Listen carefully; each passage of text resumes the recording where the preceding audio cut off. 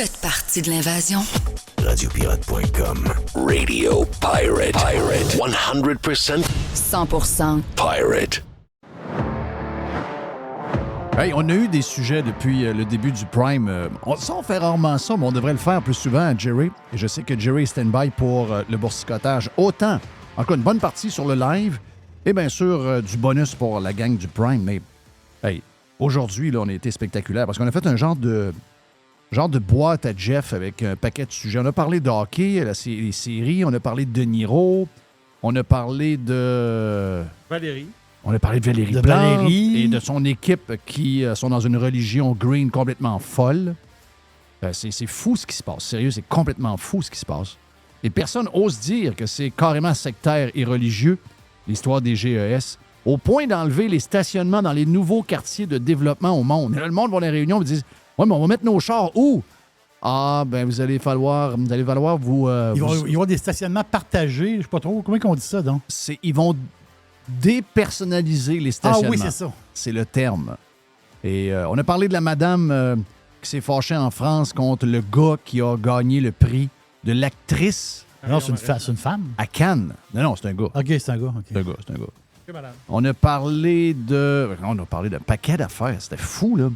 Tous les sujets qui ont été jasés. Donc, si ça vous tente, allez vous inscrire sur radiopirate.com. Un peu plus tard, bien sûr, dans le boursicotage avec Jerry, toute l'aventure de NVIDIA, qui est en train de prendre la place de Apple comme compagnie boursière avec la plus grosse valeur.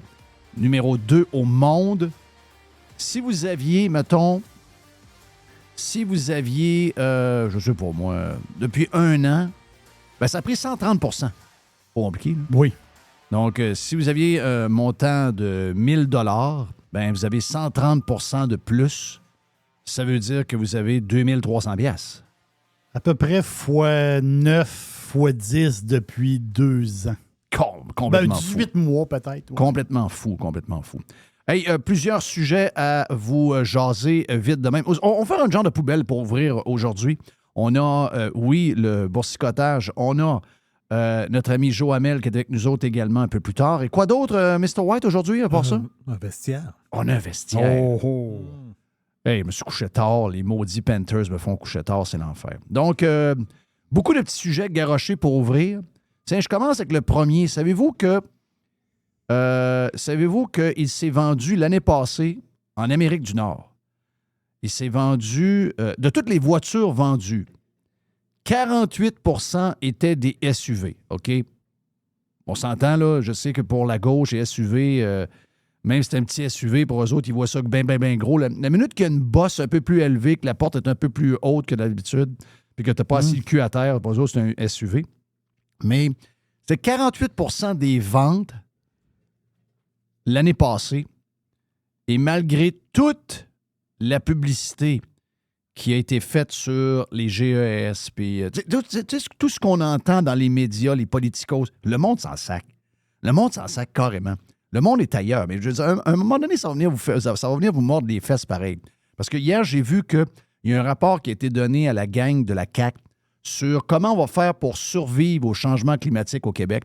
Et une des choses, c'est qu'on veut mettre un timer sur vos douches. OK, dans le rapport qui a été fait, par qui vous pensez? Des crises de profs universitaires, là, des gens qui n'ont jamais rien réalisé dans leur vie, qui ont été profs toute leur vie. Là, on leur donne des budgets pour faire des pseudo-études sur qu'est-ce qu'on doit faire pour réussir à survivre face au changement climatique. Mais hier, on a su ça, puis on a su aussi que Vancouver allait disparaître. Donc, c'était une grosse journée hier. Dans l'histoire des complotistes qui voient des bébites un peu partout, on a eu pas pire. Donc, malgré tout ce qui est dit à chaque jour, puis qu'on veut vous imposer à chaque jour, malgré ça, le monde n'écoute personne. Il n'écoute pas les journalistes, il n'écoute pas les politiciens, il n'écoute pas les groupes green. Ils s'en vont s'acheter un char et 1 personne sur 2 achète un VUS. Ça exclut les pick-up, là. OK? Donc, juste les VUS, c'est 1 vente sur 2. Là, vous dites, est-ce que par rapport à avant, vu qu'on n'essaye pas, on est toujours en train de shamer les gens qui ont SUV, on est toujours en train de les traiter de pas gentils, ça veut dire que ça doit être beaucoup moins qu'en 2020, par exemple. Ben, en 2020, c'était 41% des ventes qui étaient des SUV, contre 48% en ce moment. Et en 2013, c'était 20,58 %. Donc, il y a 10 ans, c'était une vente sur 4. Et avec tout le mouvement green, puis tout ce que les gouvernements nous font passer pour des pas fins, etc., là, c'est rendu un char sur 2. Donc, moi, je trouve ça juste drôle. Ça nous montre que la politique et les médias sont complètement déconnectés des besoins du monde, de ce que les gens sont, etc. Ils ne sont pas là pantoute. Dans mes petites affaires, le fun, c'est que... on a parlé de Dennis Quaid aussi, qui, contrairement à Robert De Niro, là, qui a fait un fou de lui hier à New York, Dennis Quaid qui dit que finalement, je vais voter pour Trump. Ouais, puis lui, il dit Trump, c'est un asshole. Mais il dit c'est mon asshole.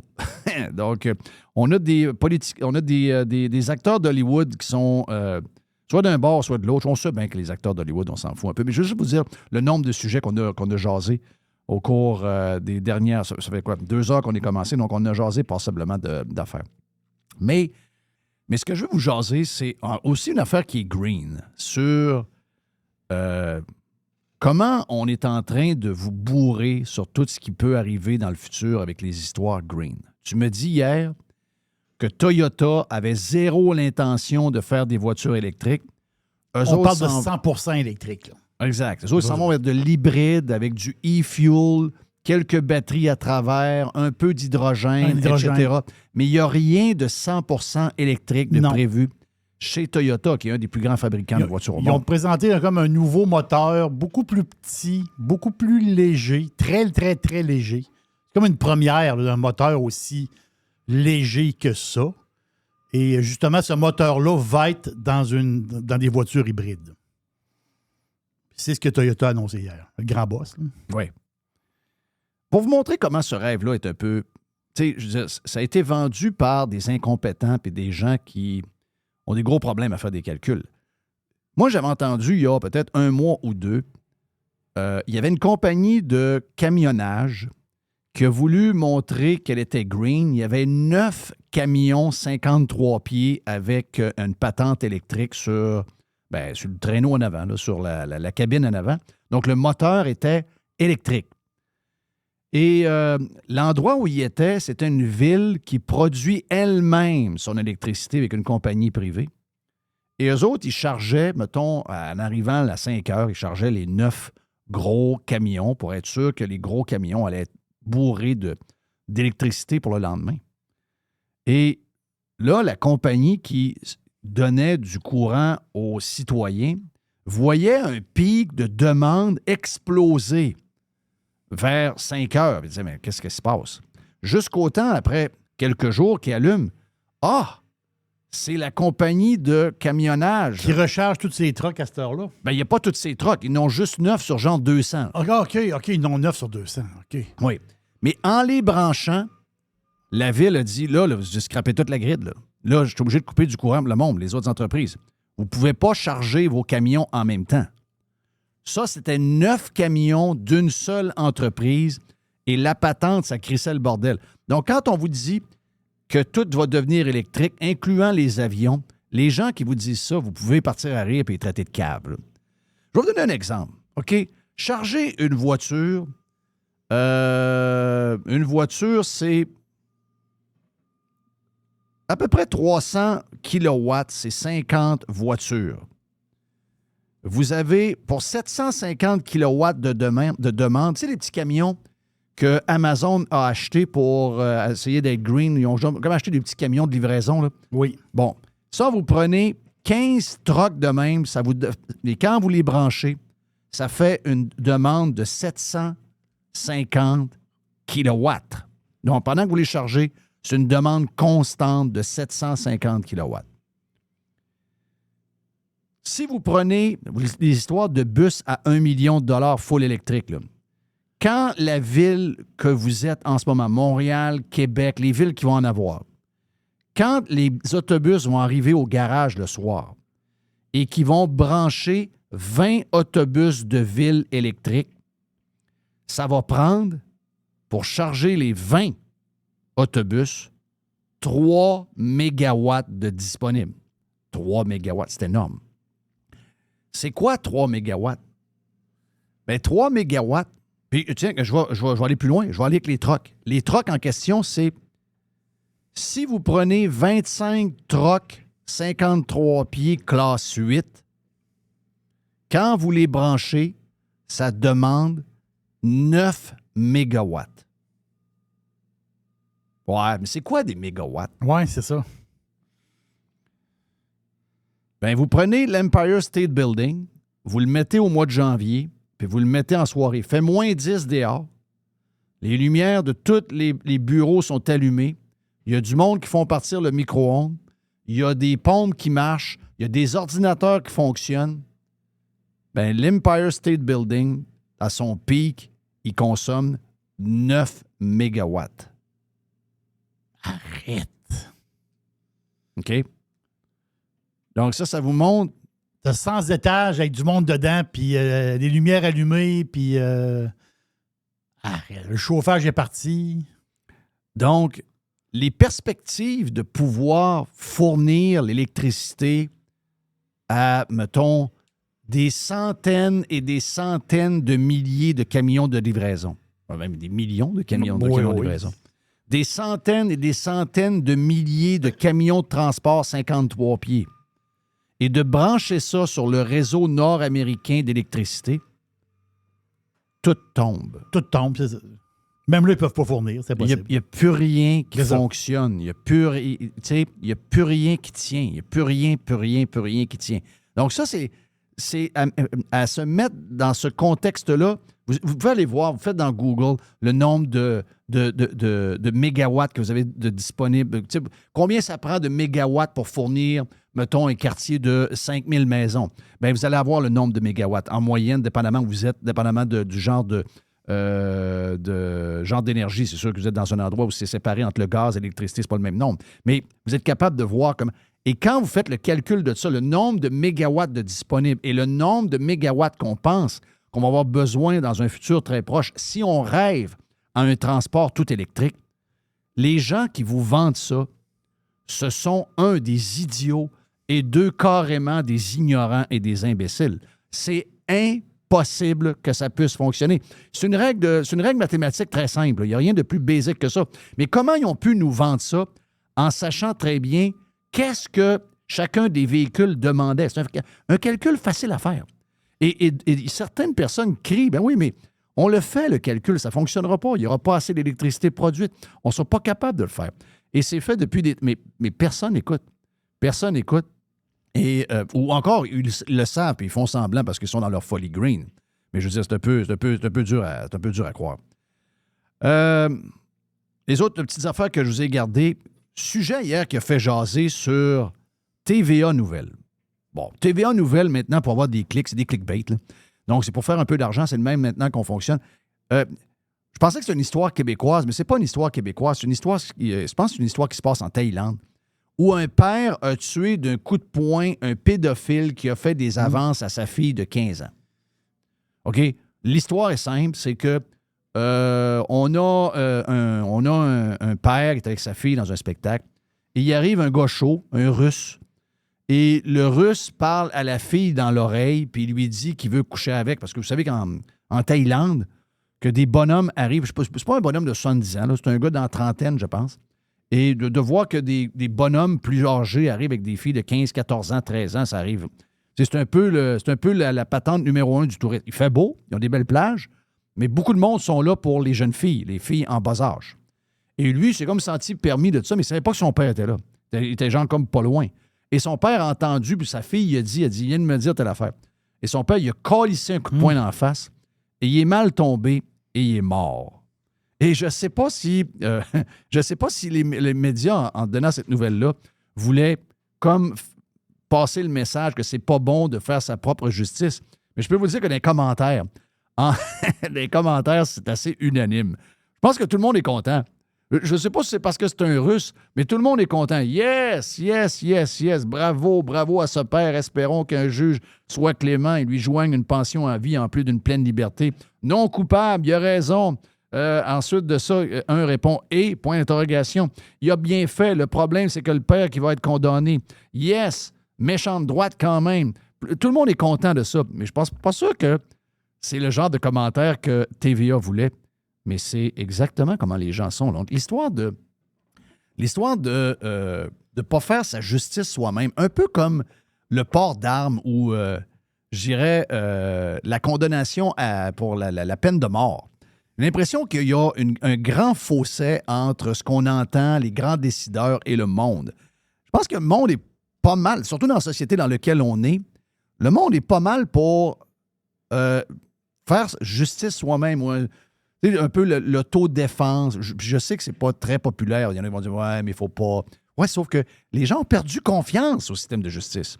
Ils savent très bien que c'est lui qui va se ramasser en prison, puis l'autre va se ramasser avec pas grand-chose, alors que c'est probablement un pédophile. Donc, il y a une grosse...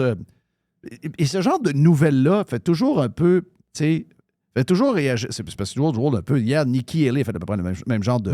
Sur un autre sujet complètement, mais les journalistes et les médias voulaient monter... Puis là, ils l'ont comme abandonné, Nikki Haley, depuis une semaine. Qu'est-ce qui est arrivé? Pourquoi Nikki Haley? Parce qu'elle a dit qu'elle allait voter pour Trump. OK, voilà. Donc, elle a dit ça il y a quoi, quelques jours? Ah oui. Et là, comme par hasard, on a des nouvelles de Nikki Haley qui était c'était la préférée des médias.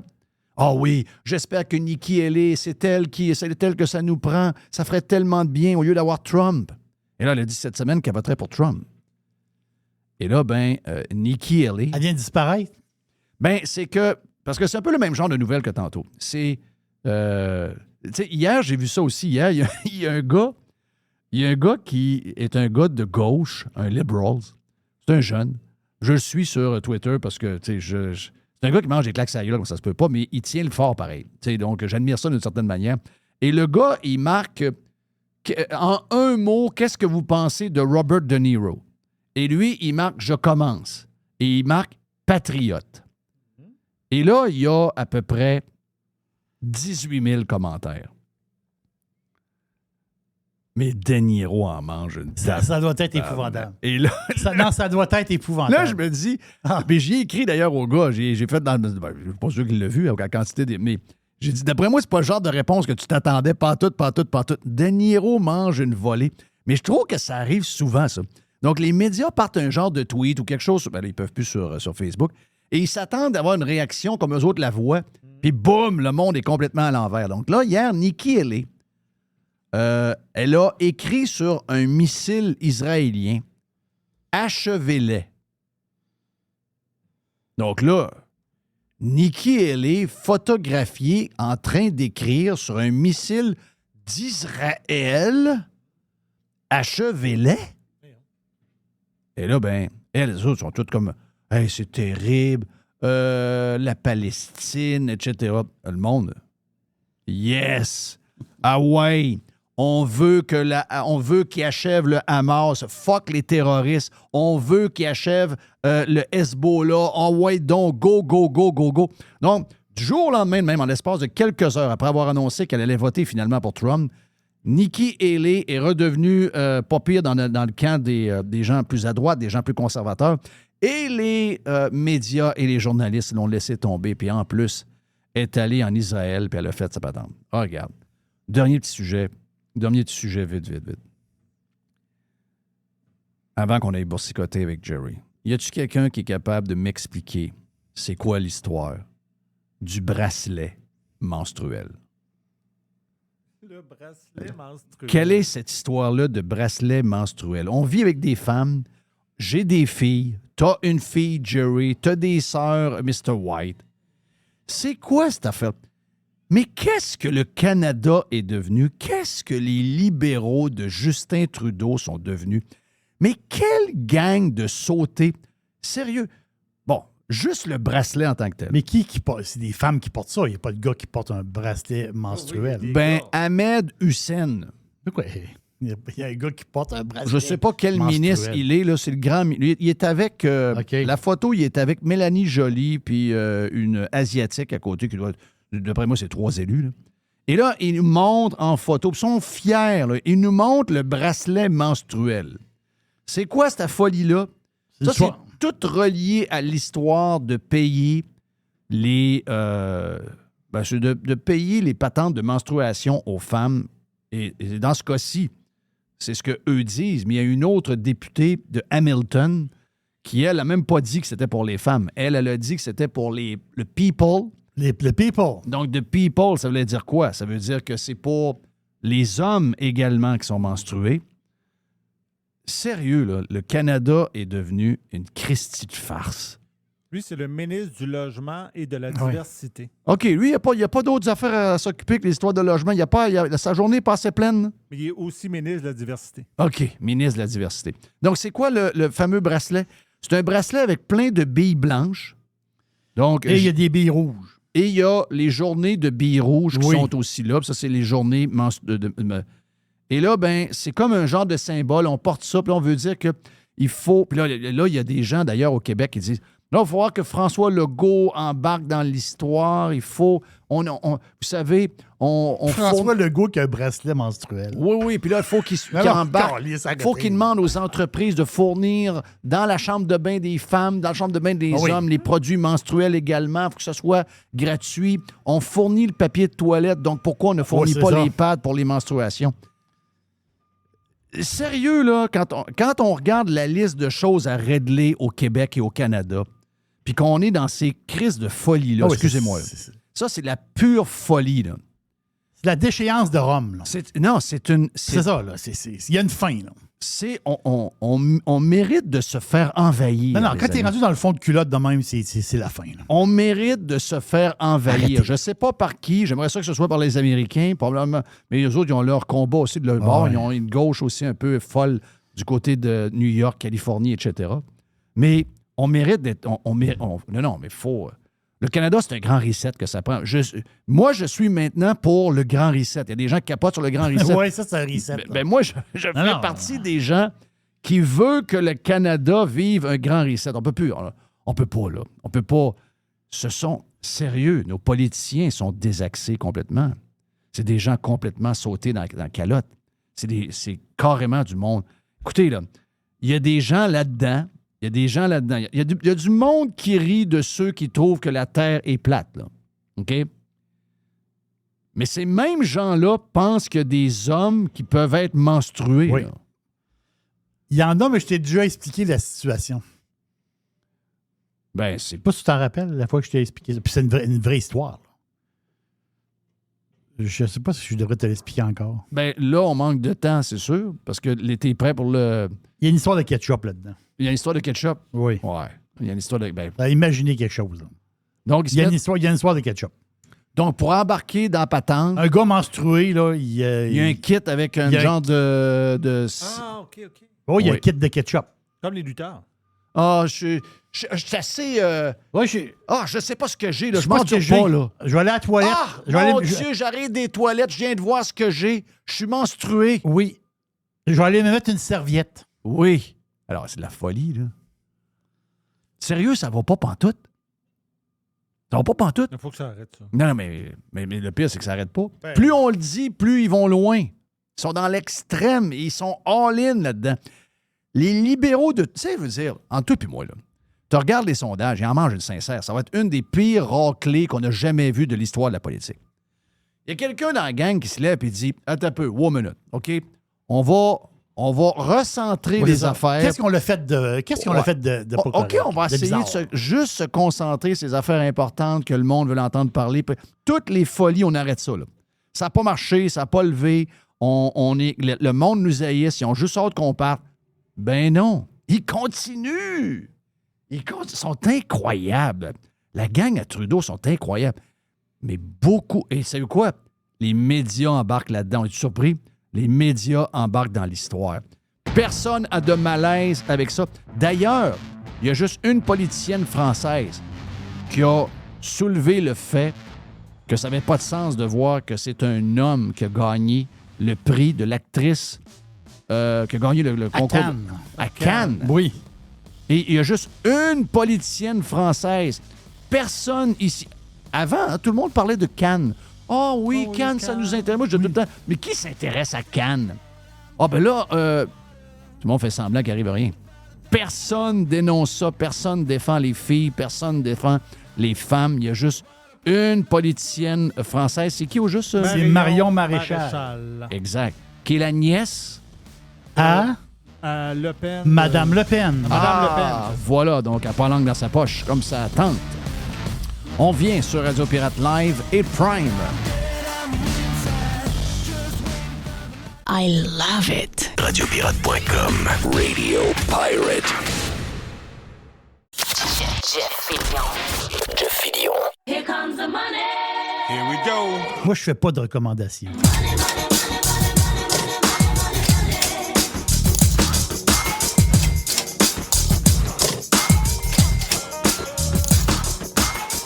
Oh yes, mercredi, c'est le temps de Ding, boursicoter. ding, On ding. fait un premier 20 minutes pour la gang du live. Un peu plus tard, après Joe Hamel, on fera une deuxième partie pour les gens sur le Prime. Est-ce que tu commences avec NVIDIA? Qu'est-ce que tu fais? Il faut commencer par NVIDIA. C'est la vedette encore. Oui, exactement. Est-ce que c'est vrai que Nancy Pelosi a fait avec ses placements de NVIDIA qu'elle a dans la dernière année, elle a, avec la quantité qu'elle a d'actions, elle a réalisé 4 fois son salaire de politicienne pendant l'année, juste avec ses actions de NVIDIA. C'est incroyable. Ah, pareil. c'est un bon mot. C'est une bonne boursicoteuse. Oui, je pense que c'est un peu son chum qui est là-dedans. Là. Oui, c'est ça. Exactement ça. Puis d'après moi, là, de l'info privilégiée. Peut-être. Même, si on regarde les portefeuilles, si vous suivez Le Well, portefeuille, pas tant-chose, ouais. là, si vous regardez les portefeuilles des puis républicains et démocrates en passant, c'est pas juste un bord. Quand vous regardez les portefeuilles des politiciens, ils ont des rendements beaucoup supérieurs à n'importe qui. Donc, ils sont soit très, très chanceux Oui, ils connaissent des choses. ou ils ont des in. Oui, ça se peut très bien. Sauf que des fois, il y a des personnes qui, quand tu te fais pogner, tu te ramasses avec un bracelet à cheville, comme Martha Stewart. comme Martha Stewart, exactement ça. Mais quand tu te fais pas pogner, qu'est-ce que tu veux? C'est de même, ça marche. Mais tu sais, quand on parle d'NVIDIA, on parle... Parce que à un moment donné, il faut se mettre dans le contexte, là, OK? Maintenant, on parle de très tôt ce matin, là, puisqu'aujourd'hui, ça brasse, là, mais on parle pour parler. Là. La compagnie, elle vaut 2802 milliards. OK? 2802 milliards. C'est quelle la compagnie qui vaut le plus? C'est Microsoft. 3190 milliards. Est-ce qu'on peut dire que la compagnie, par contre, qui vaut le plus cher, c'est Aramco, c'est juste qu'il y a une partie seulement de la compagnie qui est en bourse? Il y a une partie seulement qui est en bourse. C'est ça. Exactement ça. Mais, parce qu'Aramco aussi, tu peux calculer aussi, vu que c'est une compagnie, comment dire, presque gouvernementale, ce qui est dans le sol appartient au pays, donc à la compagnie. Là. Exact. Vous avez entendu, là? Tu sais, veut dire, ça, c'est pas une compagnie, c'est une compagnie privée, mais l'actionnaire majoritaire, c'est le pays. Là. Exact. C'est le fonds saoudien, pas tant de choses. Le PIF. Oui, c'est ça. Donc, Microsoft, l'affaire, c'est que NVIDIA, c'est la montée d'NVIDIA en valeur. Hein, oui, le stock monte en bourse, mais en réalité, il monte en valeur boursière. Donc, là, l'affaire, c'est qu'il commence à coter Apple. Apple, c'est 2913 milliards. Eux autres sont à 2802 milliards. Donc, ils s'en viennent tranquillement. Est-ce qu'ils vont dépasser Apple? Est-ce qu'ils vont dépasser Apple? Non. Pourquoi non? Je vais te l'expliquer tantôt. Parce que je vais te l'expliquer pourquoi. Mais je te garde ça sur la glace. OK, mais là, tu le dis à tout le monde. Ouais, là. on est tombé à agace. Ben, il faut t'agace. C'est ça C'est le quoi, ça boursicoteur. parle-là? Non, mais il faut t'agace. OK. Non, parce que moi, j'ai regardé le graphique d'Apple. OK. Fait Est-ce que- qu'on est sur le bord de vouloir rentrer dans Apple? Ben oui, moi, je suis embarqué dans Apple. Alors, Ben, veux-tu en parler voyons tout de suite? donc. Ben oui, vas-y, go. D'accord, Parce attends que un peu. c'est comme une histoire entre les deux, là. C'est, est-ce que NVIDIA va dépasser Apple? C'est ça la grosse question. Ça ne change pas la vie de personne, mais c'est juste de faire le fun à savoir. Je vais t'en parler tout de suite. Je voulais mettre ça, mais qu'est-ce que tu veux, je suis pas capable. L'affaire, c'est que Apple, OK, je comprends, là. Les derniers chiffres sur la Chine, là. Ah non, regarde, Non, c'est parti, là. Ça vient de rechanger, là. China! Donc, les Ils ont fait derniers- des gros rabais, puis le nombre de téléphones a augmenté. Voilà. Donc, les mauvais résultats de la Chine, ça n'a pas duré longtemps. Ils ont fait des petits deals. Mais qu'est-ce que tu veux? À un moment donné, il y a une limite à vendre un téléphone. Là, l'affaire, c'est que le compétiteur avait lancé un téléphone extraordinaire, qui était flambant, le nouveau modèle, pas tant de Xiaomi. choses. Xiaomi, tchan. Mais là, l'affaire, c'est que le prix était vraiment intéressant. Mais là, Apple, ce qu'ils ont fait, c'est qu'ils ont baissé un peu le prix des téléphones. Le fait de forfait, attention, on est en Chine, là. Je n'ai pas tous les détails, mais ils ont baissé les prix. Qu'est-ce qui s'est passé? Les ventes ont remonté. Donc, tu le vois, là. Mais l'affaire, c'est... Bon, et là, ma théorie. Ma théorie est là. Que NVIDIA ne dépassera pas Apple. Pourquoi? Parce qu'à Apple, il y a un graphique très intéressant. Ah, il est là, le boursicote. On boursicote, là. C'est ça l'affaire. C'est pas une affaire de cœur tant que ça. Il n'y a pas de cœur, là. Il y a pas de cœur. Le boursicotage, c'est du fric. Le boursicotage, c'est des graphiques, des tendances, des modes. C'est ça, le boursicotage. On n'est pas là à philosopher. Là. Non, on parle de trading. C'est le pur trading, le pur cash. L'affaire, c'est que si on regarde le graphique d'Apple, moi, je suis embarqué dans Apple. Je te l'ai dit. Parce que Apple, quand il est monté à 199$, regarde, on va faire ça. On va raconter l'histoire d'Apple vite, OK? Juin 2023. Ah, juin 2023, on est en 2024. On pogne juin cette semaine. Donc, ça fait un an. Juin 2023, à peu près 172$. Il monte pendant l'été. Très bel été 2023 pour Apple. Doucement, le stock monte aux alentours de 195. Le stock flanche à 165. En novembre, il part. Il était à 165 en novembre.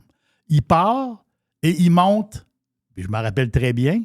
Là, toi, tu commençais à... Là, tu dis, « Hey, ça va bien Apple. » Tu étais actionnaire à l'époque. Oui. Il a monté jusqu'à 199$. Il était à 1$ du 200. Là. Après ça, il s'est mis à redescendre en avril à 165 ou dans ce coin-là. Et là, moi, je t'avais dit, juste par rapport au graphique, tu dis, ouais, mais Jerry, le graphique, ça a su de l'importance. On en fait ce qu'on veut. Pour moi, le graphique, ça a de l'importance pour une chose. Oui, il y a un peu de sorcellerie là-dedans. Je comprends qu'il y a de la sorcellerie. Le problème, c'est que la majorité des traders sont dans la secte. Ah, il y a l'histoire. Une religion, c'est vrai. Plus qu'il y a du monde dedans, plus que la religion est vraie. Si tu es tout seul avec ta propre religion, elle n'est pas super vraie. Mais si tu as des millions de personnes dans ta religion, non, elle est plus vraie qu'on pense. Là. Bien, c'est ça. C'est la même affaire. Donc l'analyse technique, plus qu'il y a de monde, plus c'est vrai. Ce qui arrive, c'est que ça attire.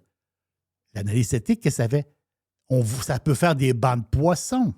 Le banc de poissons, c'est beaucoup de monde embarque. Donc, il se fie sur la technique. Et qu'est-ce qui s'est passé quand je t'ai parlé, justement, en avril, dans le coin du mois d'avril, j'ai dit, regardons, Apple est allé s'asseoir encore les fesses sur une résistance. Excuse-moi, un support. Résistance par en haut, support par en bas. Donc, c'est un support. Il est allé s'asseoir sur le support et il n'a pas baissé. Et qui a embarqué dedans? Bien, c'est Jerry qui a acheté sur le support dans le coin de 172. Et après ça, il y a eu les résultats. Il a grimpé à 189. Mais ma théorie, c'est que NVIDIA, qui est sur une lancée épouvantable, il n'ira pas rejoindre Apple. Pourquoi? Graphique. Une Golden Cross. La croix d'or. Il y a deux croix. La croix d'or, elle brille. Et la croix mort. La Dead Cross. Ça veut dire dead. Ça veut dire toi, tu s'en vas par en bas. La croix d'or, on s'en va par en haut. Regardez le graphique d'Apple. Allez voir la moyenne mobile 50 jours. Il y en a qui se fient sur la 30. Moi, la mienne, c'est à 50. Qu'est-ce que je te dis? C'est pas la bière 50? C'est la ligne 50. La 50 qui croise la 200 haussière. Mais c'est pas fait là. Mais ça va se faire dans les prochaines semaines. C'est pas sûr. Peut-être 80% des chances que ça se passe. D'après moi, c'est plus que ça, mais à peu près. Et si il y a un croisement qui se fait de la moyenne mobile 50 jours haussière sur la 200 jours haussière, qu'est-ce que ça fait? Une Golden Cross, une croix d'or. Et la dernière fois que c'est arrivé, c'était en mars 2023. Mars 2023. Qu'est-ce qui s'est passé?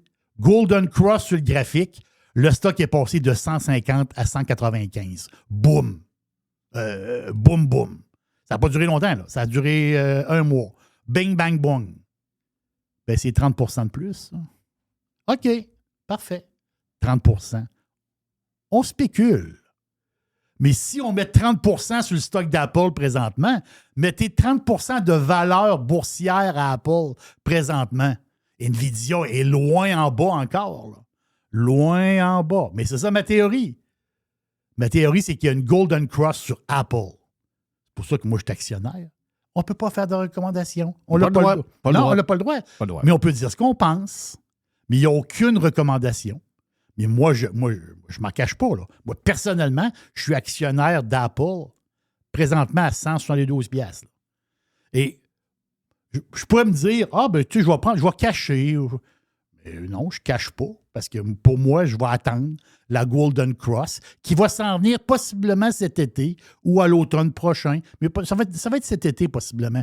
Et si la Golden Cross embarque, boum, boum, boum, c'est sûr que c'est l'effet du nombre.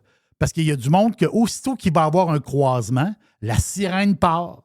Là, le gars, il dit, c'est quoi la sirène? Il écoute, il y a une Golden Cross sur Apple. Le gars, il prend 100 000 $ puis il embarque. Ça, c'est un gars, mais il y a des millions de gars de même. À travers le monde entier. Et c'est ça l'effet. On l'a vu. On l'a vu avec des titres comme GameStop. On le voit avec GameStop. Même des petits mettent, autrement dit, des petits mettent une volée à des multimillionnaires. Pourquoi? Parce que ce sont beaucoup de petits. Puis les gros, ils ont de l'argent. Ils ont de l'argent beaucoup.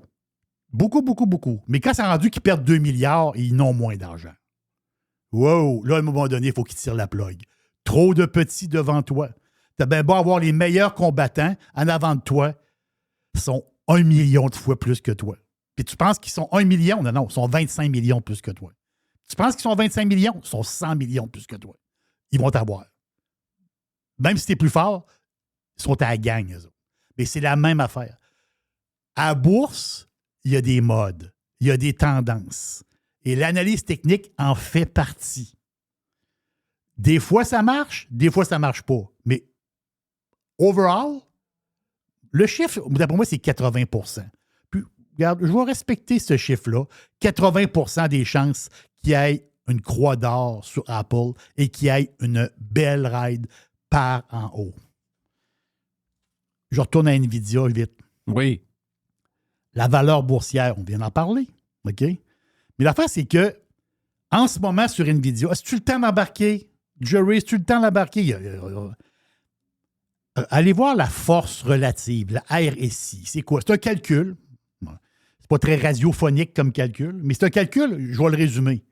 Est-ce que le stock est suracheté ou survendu? En ce moment, Nvidia est suracheté. C'est un peu, là. Avant les earnings, les derniers résultats financiers, ça fait combien de temps de ça? La semaine passée, ça fait pas longtemps, là. Le stock est dans le coin de 950 $.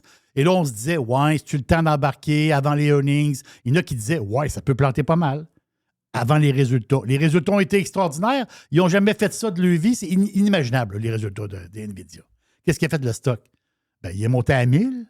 Pour ça, il est remonté à 1100. On s'entend-tu? Il est parti, là. Mais ça, c'est un party. Je ne dis pas qu'NVIDIA ne va pas continuer sa ride. Mais en ce moment, vu que la force relative, le stock est suracheté, ça veut dire quoi? Il va avoir une fin de party. Je ne sais pas comment ça va finir. Il va avoir une genre de drop. Et là, mettons qu'en ce moment, vous êtes intéressé à NVIDIA. C'est tout à fait noble. On peut embarquer dans un stock qui monte et qui a monté beaucoup. C'est-tu le temps? Oui, c'est ça, exact. La question est là.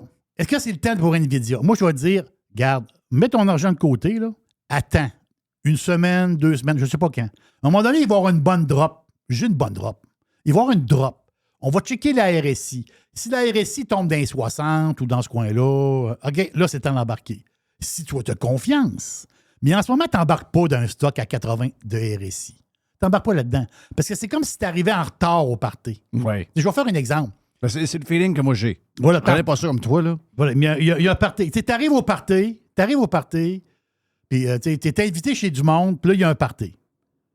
Mais là, la face, c'est que toi, tu pensais que le party, t'arrives, il est genre minuit, 1h. Mais le party a commencé à 5h de l'après-midi. Le monde rendu à 1h, 2h sont déjà désagréables. Sont déjà, il y a déjà du monde couché à terre, la face dans le gazon. Il n'y a plus rien à manger. Il y a du monde tout nu dans le spa qui sont baveux. Ouais. T'as plus d'affaires là. Il n'y a plus de party. Le party il était le fun au début, mais c'est un party qui finit mal. Mais pourquoi tu arriverais dans ce party-là, là? Non, attends. Le soleil va se lever. Le party va arrêter. À un moment donné, il est rendu 4 heures du matin. Oh, il commence à faire clair un peu. OK, et plus de party. C'est fini. On s'en va. Et là, c'est là que toi, tu arrives. Pour le prochain party. Là, tu vas arriver en temps pour le prochain party. Parce que si tu embarques là, pourquoi tu achèterais 4, 5, 6 % en haut? Non. Attends. Sois patient.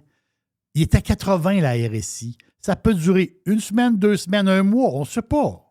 Mais à un moment donné, il va y avoir une drop. Et c'est dans cette drop-là que c'est toi qui embarques. Pour le prochain party, si tu y crois, juste dire une affaire de même par rapport à NVIDIA.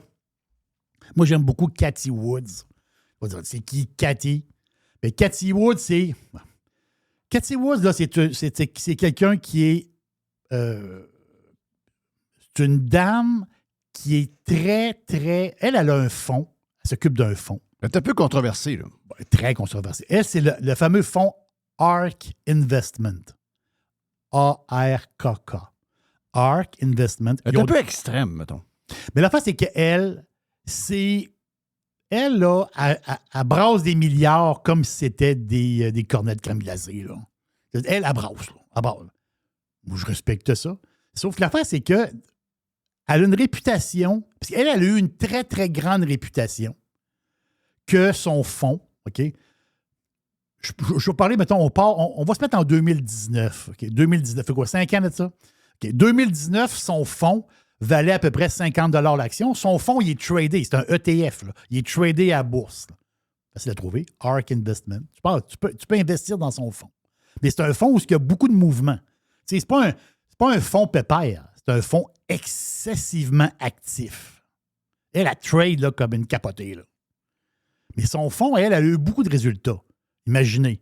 2019, à un moment donné, son fonds monte il était dans le coin de 50$, grosso modo, là, 45-50$. Et à un moment donné, en 2019, il se met à monter. 2020, il est monté jusqu'à 150$. Et là, le monde disait, hey, Cathie, elle voit l'avenir. Cathie est tout à fait extraordinaire. Cathie, c'est comme une genre de nouvelle papesse de l'investissement. Le problème, c'est que quand tu encenses quelqu'un de même, puis on avait raison de l'encenser, mais il faut que tu te gardes des fois une petite gêne.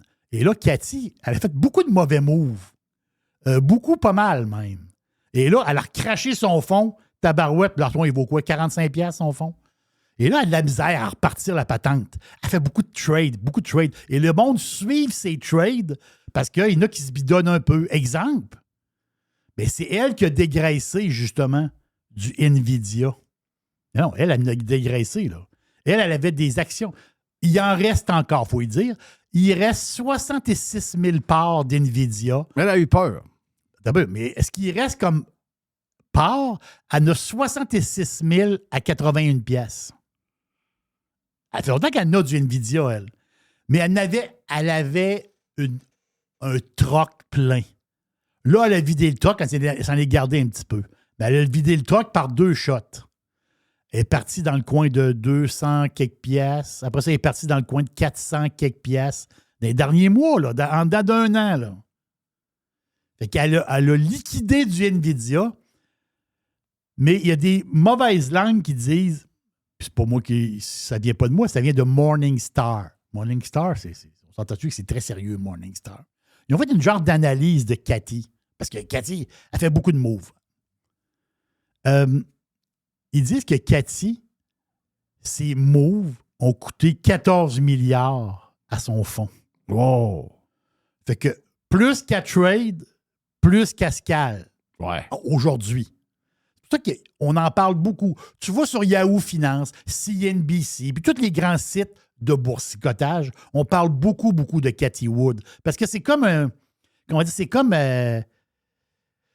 une référence, mais en même temps, il y a un petit côté sourire pour dire, OK, Cathy... Il y a un petit doute dans la patente. Cathy a débarqué, je vais embarquer. Ou genre, Cathy embarque, je débarque. On les voit un peu à patente, là, il y a comme un genre de petit running gag. Oui, la fille, elle a fait ses preuves à l'époque, mais aujourd'hui, dans les derniers mois, dernières années, là, Cathy, elle en mange un sacrifice, puis elle n'est pas capable de se ressortir, puis elle a fait beaucoup de mauvais moves, comme Nvidia, où est-ce qu'elle a dégraissé. Je te pose une question pour finir le bloc sur le live. Sur Tesla, on a des pirates qui travaillent sur toutes les patentes de charge Tesla. Et tu sais, on a entendu parler qu'ils mettaient tout le monde dehors, mais là, il ne se passe plus rien. Là. Donc, il y a des gars, il y a des filles qui travaillaient pour Tesla, qui étaient sur les projets. Il y avait des projets avec des sous-traitants. Il y avait un paquet d'affaires qui étaient en cours. Et tout a été coupé sur le champ. Et les gens qui travaillaient avec Tesla, mettons, sur la manière que ça s'est passé, là, c'était comme sur la division des supercharges. Là, ça exact. Et la manière que ça s'est passé, c'est que les gens rentraient sur le travail. Mettons, tu travailles à distance, mettons, tu es de chez vous, tu rentres ton computer, tu rentres dans ton compte comme employé Tesla pour aller travailler sur tes choses. Boum, il y a un écran bleu. Hein? Ça n'existe plus. Arrête. Ils l'ont appris de même. Donc, ça a été fait de manière assez sauvage. Et beaucoup de monde relié à cette industrie-là se pose des questions sur Tesla en ce moment. Qu'est-ce qu'il y a derrière ça? Tu sais, je sais qu'on a ça a été jasé vite. Ah, il met fin au développement des supercharges. Oui, mais il y a quelque chose de... Il n'y a plus rien, là. Il y a vraiment... Tu sais, lui, il a comme relativé ça un peu. Ah, mais on fait nos affaires, on travaille avec quelqu'un d'autre, je fais ça différemment. Non. Il n'y a plus à rien qui se fait en ce moment. Rajoutez à ça l'histoire des batteries électriques des grands constructeurs comme on a vu dans le coin voyons, comment ça s'appelle, pas loin de Trois-Rivières. On a vu que la gang de Ford ont reculé. Oui. Il se passe de quoi dans l'histoire des chars électriques? Donc, pas de recommandation, là. Mais si vous avez du Tesla, commencez à... Peut-être que le genre de gros party Tesla est peut-être fini. Je sais pas, là. Tesla, tu me taponne dans le coin de 175$. C'est-à-dire, on est loin là, de son haut dans le coin de 300$ il n'y a pas longtemps. Là. Yes. Au mois de juillet. Donc, je vais parler du graphique, là, je l'ai d'en face présentement. Le graphique n'est pas beau du tout. C'est-à-dire, moi, si maintenant tu me dis Tesla, tu es intéressé, je regarde le graphique, je ne suis pas intéressé, le graphique n'est pas beau. On parle beaucoup d'une voiture pas chère, donc une Tesla vraiment pas chère. On l'a vu, là, il y a une compagnie chinoise qui s'est associée justement pour... ils veulent bâtir des chars en Pologne abordables dans le coin de 20 000 € pour une petite citadine électrique 100%. Je ne sais pas, Tesla, qu'est-ce qui va se passer, Jeff, mais qu'est-ce qui a donné la claque à Tesla? Bon, je pense, je peux me tromper. C'est la hausse des taux d'intérêt ou ce que le client moyen, je ne te parle pas de quelqu'un qui a de l'argent, je te parle de monsieur et madame tout le monde, qui veut acheter une Tesla 3, arrive pour acheter le char, mais il ne passe pas au crédit. C'est aussi simple que ça. Financer à quasiment 9-10 % un char à 65 sur les 10 000. Faites le calcul, vous allez voir, tu ne peux pas faire les paiements de ça. Je te parle de la classe moyenne. Tu sais, à un moment donné, tout le monde qui sont un peu plus à l'aise, classe moyenne élevée et monde plus riche, eux autres, ils l'ont, leur Tesla. Mais là, il faut que tu touches le monde. Il faut que tu touches encore, monsieur, même tout le monde. Donc, si, mettons, mon fiston ou ma fille qui est dans trentaine, 25-30 ans, bonne job, mais pas assez une bonne job pour avoir un char avec des paiements à 1000$ par mois. C'est quoi cette histoire-là? Point de payer. Surtout qu'il y a des chars chinois qui s'en viennent pour les gens qui veulent de l'électrique, là. Il y a On des parle chars de l'électrique, chinois c'est ça. Je n'ai vu un autre sortir. Tu en as parlé de un la semaine passée, mais il y en a un autre qui Tu sais, la grosse compagnie, c'est BYD. Oui, C'est BID. BID. Ils ont sorti un nouveau modèle. C'est 18 000 US. Là. Voilà. Si on les laissait rentrer avec le char, c'est 10. Les gouvernements ne voudront pas. Là. Non, voilà. Ils vont protéger les Tesla de ce monde. Ils vont protéger nos constructeurs. Mais ça, moi je n'achète pas ce côté-là. Le côté protectionniste, je l'achète 0,00 parce que moi, je pense, oui, ça garde les jobs de monde qui sont là-dedans, sauf que pour tout le monde, ça nous appauvrit. Là. Qui est un early investisseur dans BID? Warren Buffett. Warren Buffett. Quand il a mis de l'argent dans BID il y a 10 ans, il faisait rire de lui. Là. Juste vous dire une affaire, si vous êtes protectionniste, en disant, ouais, ils font bien de garder les Chinois loin, on n'aura pas le char à 18 000 $. Puis il m'a dit, c'est un beau char que j'ai vu là.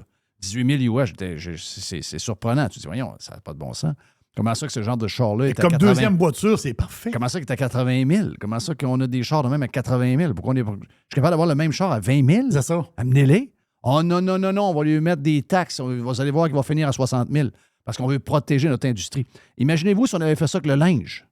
Imaginez-vous si on avait fait ça avec toutes les pièces électroniques que nous avons. Tu sais, les choses qu'on achète là, à des petites affaires électroniques qu'on a. Peu importe ce qu'on a besoin. Un téléphone, tiens. Imaginez-vous si les iPhones étaient faits chez nous, en Amérique du Nord. Il serait à 5 000. C'est des téléphones à 5-6 000.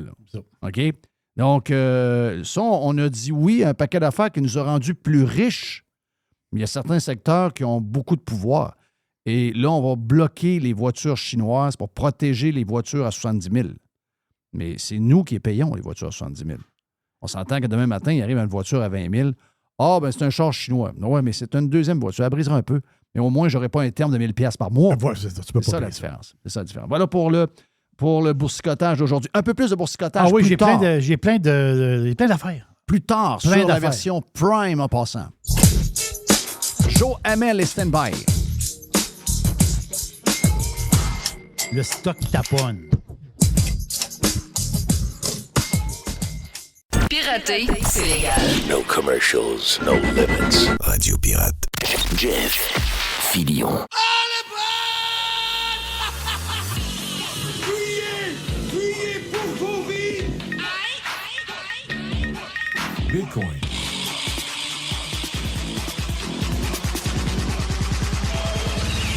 Drill, baby, drill, right? Drill, baby.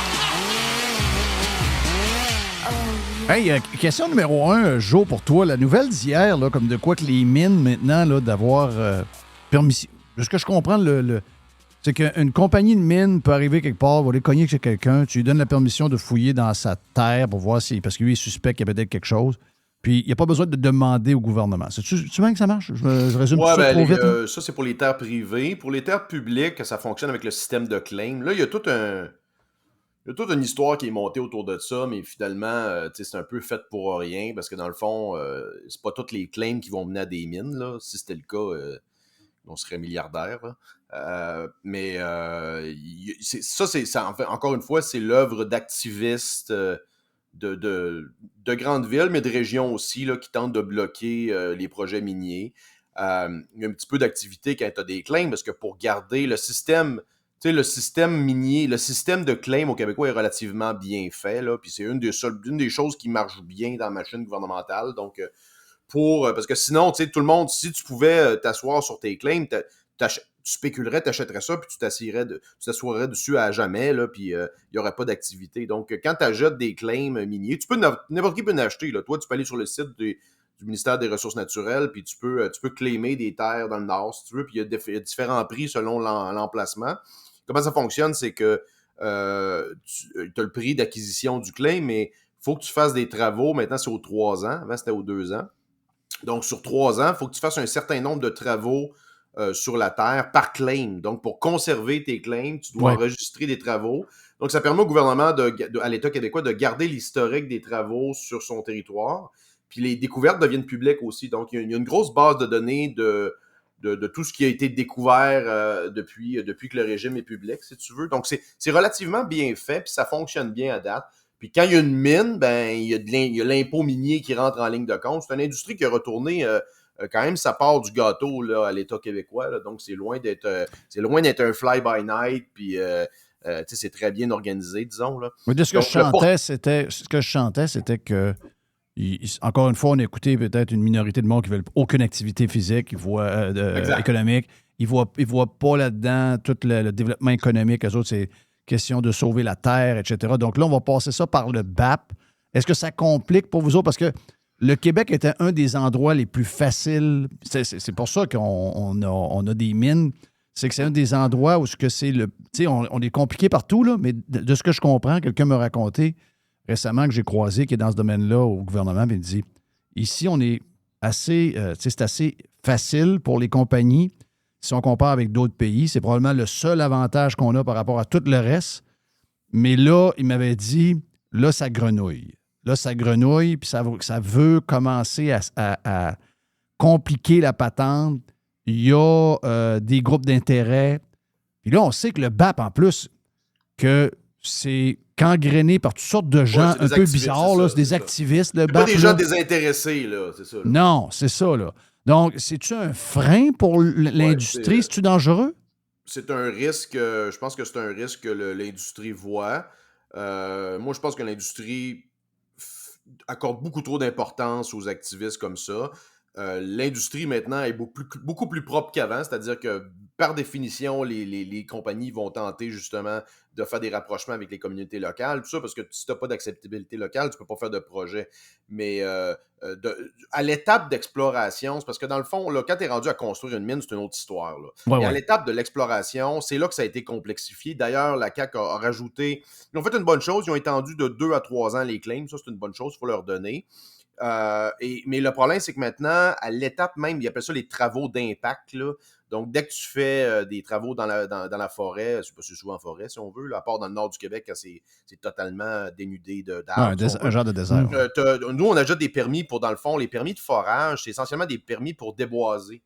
Donc, tu achètes un permis pour déboiser, tu fais une estimation du volume de bois que tu as besoin de couper. Puis c'est ça que si tu veux, tu payes au gouvernement.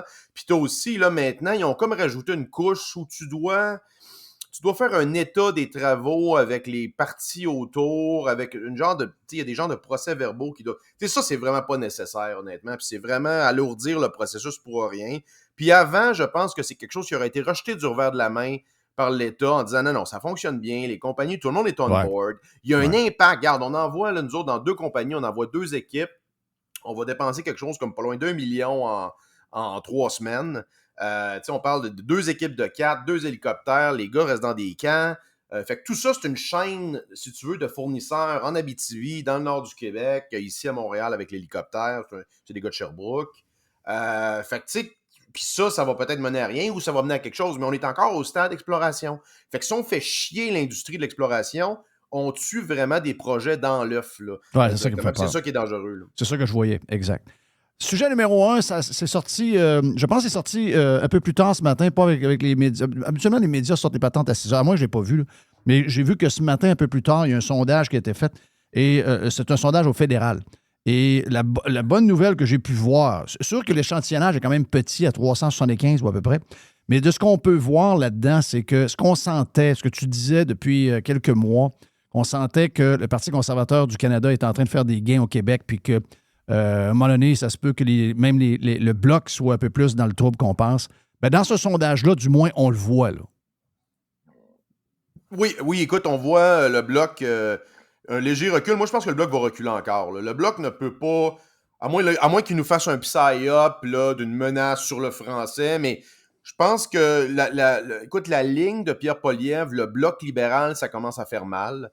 Ça doit être exposé au grand jour ça, le plus possible. Et on voit un PSPP qui s'attaque aux dépenses du fédéral, alors que de l'autre côté, le Bloc soutient les libéraux, avec le NPD. Là, parce qu'on comprend que si le NPD cessait de soutenir le gouvernement, le Bloc le ferait probablement. Donc, cette ligne-là de Pierre Poilievre, elle fait extrêmement mal.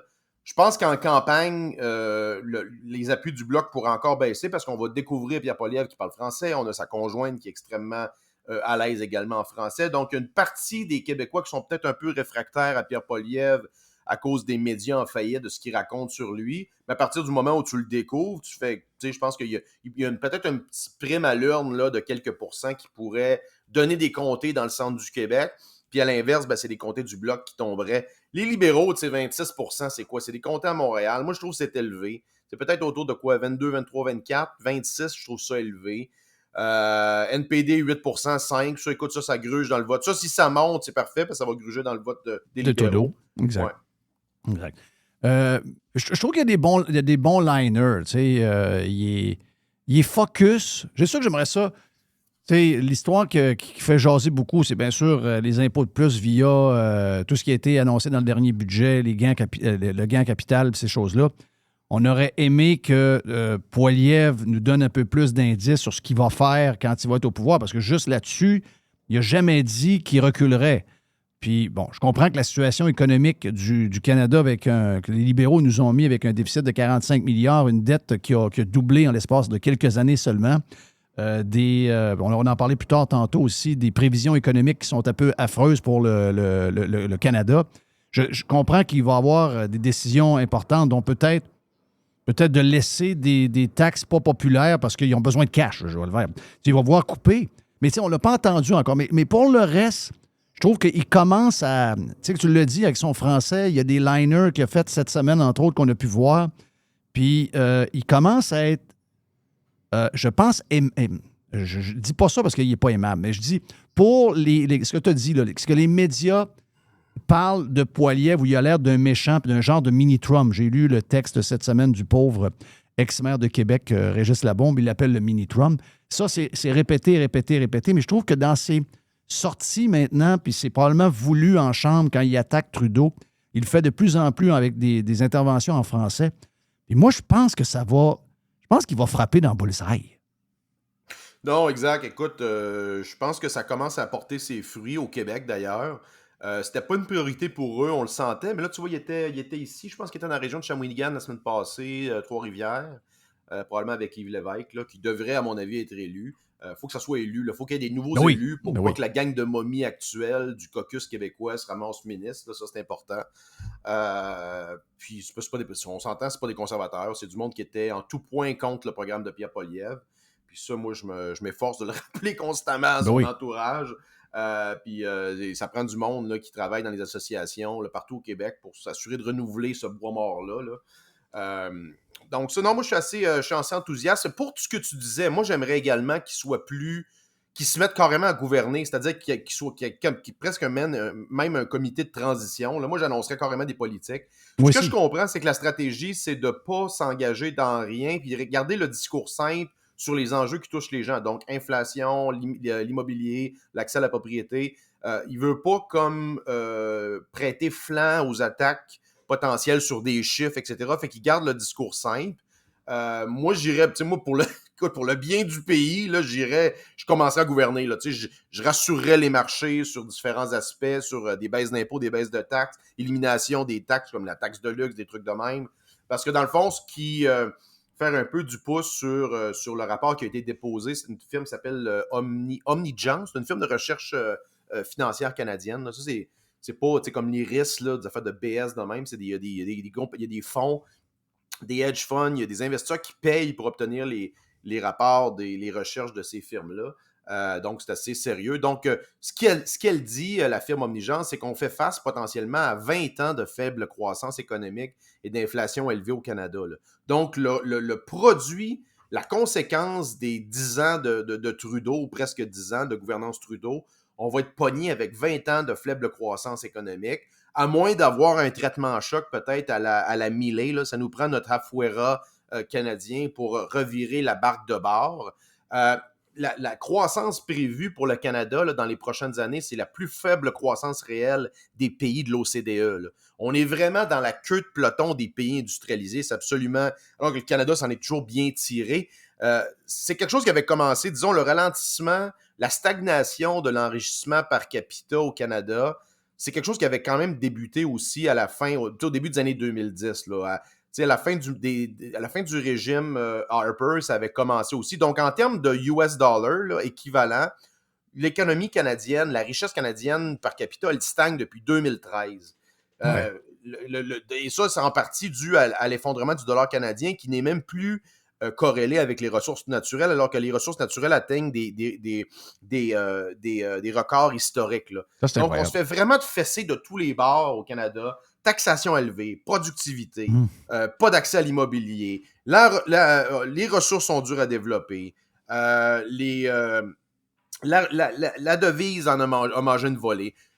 Et le Canada a un aspect important, puis ça, il faut le répéter, le Canada a la plus grosse proportion de son économie qui dépend de l'immobilier des pays industrialisés. Le Canada, c'est un schème de Ponzi immobilier à l'heure actuelle. Là. C'est ça le portrait de la situation. C'est clair. Il y a une mention aussi des taxes, des impôts, des objectifs irréalistes green net zéro qui, dans le fond, plombent la productivité puis la croissance économique future.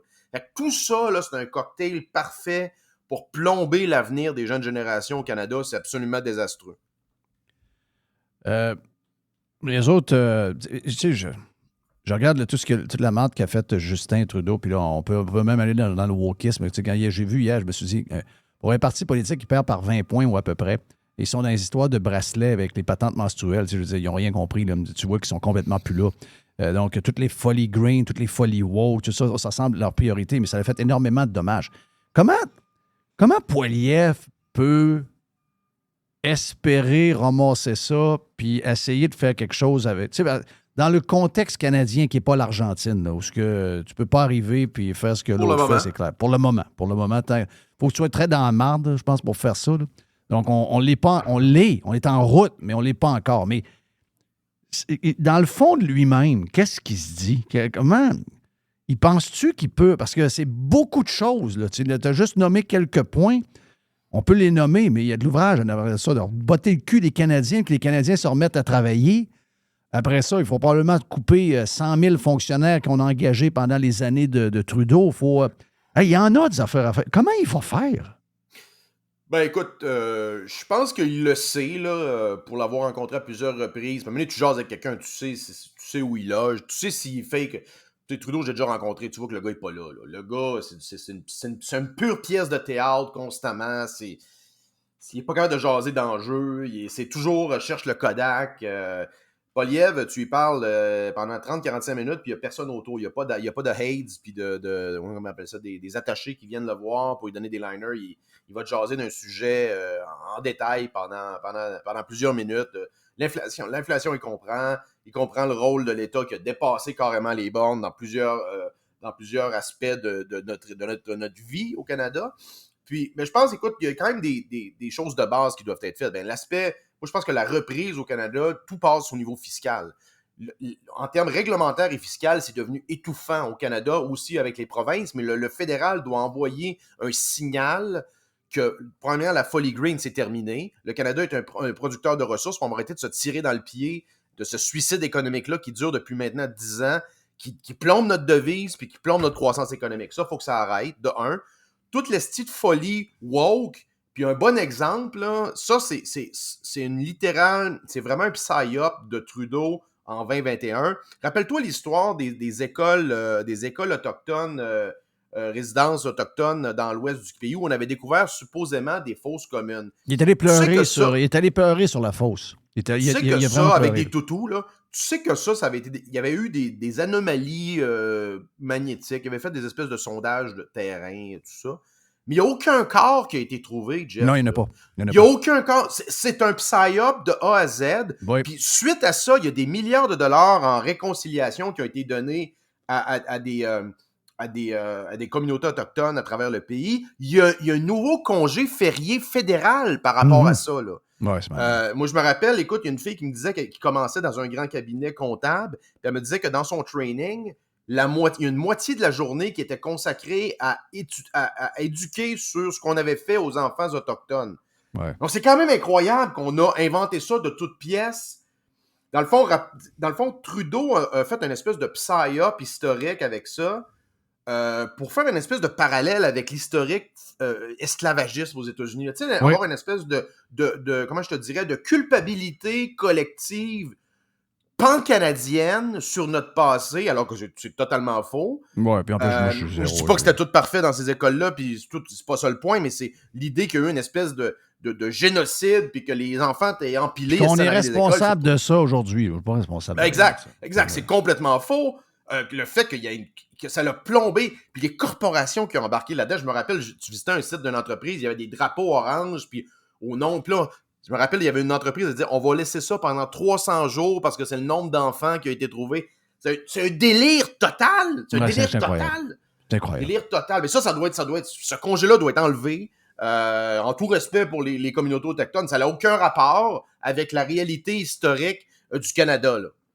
Mais on a affaire à beaucoup de gens qui sont... Puis il faut commencer à le dire. Il faut le dire de plus en plus. On est mené à plusieurs niveaux par carrément des crises des de imbéciles. Dangereux. Des imbéciles et des dangereux. Des dangereux, des désaxés. Ce sont des désaxés. Puis j'ai aimé quand Poilievre a fait le lien, même si nous autres, on dit Valérie Plante, elle est QS. Poilievre, il a dit l'incompétente de mairesse de Montréal avec Justin Trudeau, la mairesse libérale. Oui, il a dit libéral. En voulant dire, c'est une amie. Puis c'est vrai que ce sont des fucking liberals. Pardon-le dans le vrai terme. Là. Voilà, enlevons la patente. C'est ce qu'il voulait dire. Exact. Ouais. Fucking liberals. L'histoire à Montréal, puis on a jasé ensemble, toute la gang, passablement de fois, tu m'as parlé de Blue Bonnets. Le vidéo qui circule de ça, là, pour nous montrer la gang de collégiennes en train d'expliquer au monde qu'il n'y aura pas de stationnement dans 20 000 condos qu'il va y avoir de bâtis là. C'est carrément des crises de fous, des crises de folles. Il faut commencer à le dire. Là. Oui, en fait, je pense que c'est la position modérée maintenant de le dire. Là. Ces gens-là veulent... Ce sont eux les radicaux. C'est des gens qui veulent modifier drastiquement votre style de vie. C'est des gens qui ont les deux mains sur les leviers du pouvoir, qui actuellement, dans les grandes villes, tu sais, Montréal, c'est un budget, je pense, de 6, 7, 8 milliards. Là.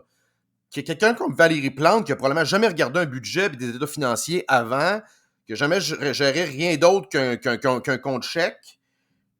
C'est épouvantable. Là. Je te dis pas que ça prend un prix Nobel d'économie pour être maire ou mairesse de Montréal, c'est pas ça le point, mais ça prend du monde avec un minimum de bagages, puis d'expérience, puis de compréhension de la chose économique et urbaine. Là. Je t'écoutais hier sur Gabriel Nadeau-Dubois. C'est des fucking losers. C'est du monde qui ont rien fait de leur vie, qui ont jamais rien géré, puis en même temps, c'est des caves. Je t'écoutais ton affaire avec l'entrevue, puis que le gars pétait une coche parce qu'il se fait dire qu'il n'y a pas de permis. Ils sont même pas capables de dealer avec des affaires de même. Ben oui, c'est de la mauvaise, c'est du mauvais théâtre, c'est de la politique étudiante. Ça se prend pour... On dirait que c'est une espèce de téléroman, de série B avec du monde laid, la plupart laid, pas en shape, puis pas vraiment intelligent. C'est mauvais, là. C'est mauvais, c'est incroyable. Et sacrement qu'ils embrassent. Moi, c'est ça qui me fait peur, c'est qu'ils brassent des affaires pour vrai, là. Tu sais, les jeunes filles qui répondent, les deux communistes green qui répondent, parce que c'est pas d'autre chose qu'une fucking religion, cette affaire-là. Hey, elle parle de GES, elle parle de changer de vie. Tout est centré là-dessus. Puis le reste, elle dit, nous autres, tu sais, comme on a vu dans certains films là, où les jeunes étaient possédés par un genre de gourou, là, ils ne parlent que ça. Moi, mais c'est parce que là, tu as du monde dans une salle qui sont les citoyens de ta ville. Tu es supposé de les servir, les entendre, puis les rassurer que tu vas leur donner le service qu'ils veulent. Non, tu les envoies promener poliment. Tu leur dis qu'à partir de maintenant, c'est ma vie à moi, puis tu vas t'adapter à ma vie à moi. Excusez-moi, là. C'est des gens qu'il faut sortir de là avec une crane pis ça presse, là. Faut aller les sortir de là, là. Non, puis il faut arrêter de tolérer l'espèce d'approche modérée face à ça. Moi, l'ennemi, je vous le dis, l'ennemi, c'est le corporatisme. Là. Là, la semaine de la diversité, pas de la diversité, de la fierté, c'est devenu le mois, puis la saison de la c'est quasiment l'année. Ça va finir quand ces astis de niaiseries-là? Là? Ouais, moi, j'ai plein d'amis gays, puis ils se calissent complètement de ça, sont zéro concernés par ça. Qui sont ces gens-là? Ils ont-tu été élus pour représenter ces communautés-là? Non. C'est complètement débile, cette affaire-là. Là. C'est des subventionnés. De manière agrégée, là, toutes ces folies de diversité, green, tout ça, ça plombe la productivité et le désir d'investir au Canada. Là. C'est un cancer généralisé, puis ça doit arrêter. Puis c'est en grande partie dû aux fucking boomers qui ont toléré ça dans les grandes corporations, puis maintenant que c'est imposé partout sur le reste de la société. Faut pas l'oublier, ça. Les communistes vont faire des trucs communistes, fine, c'est pas une surprise. Mais c'est les fucking mous qui ont toléré ça, le problème. Voilà.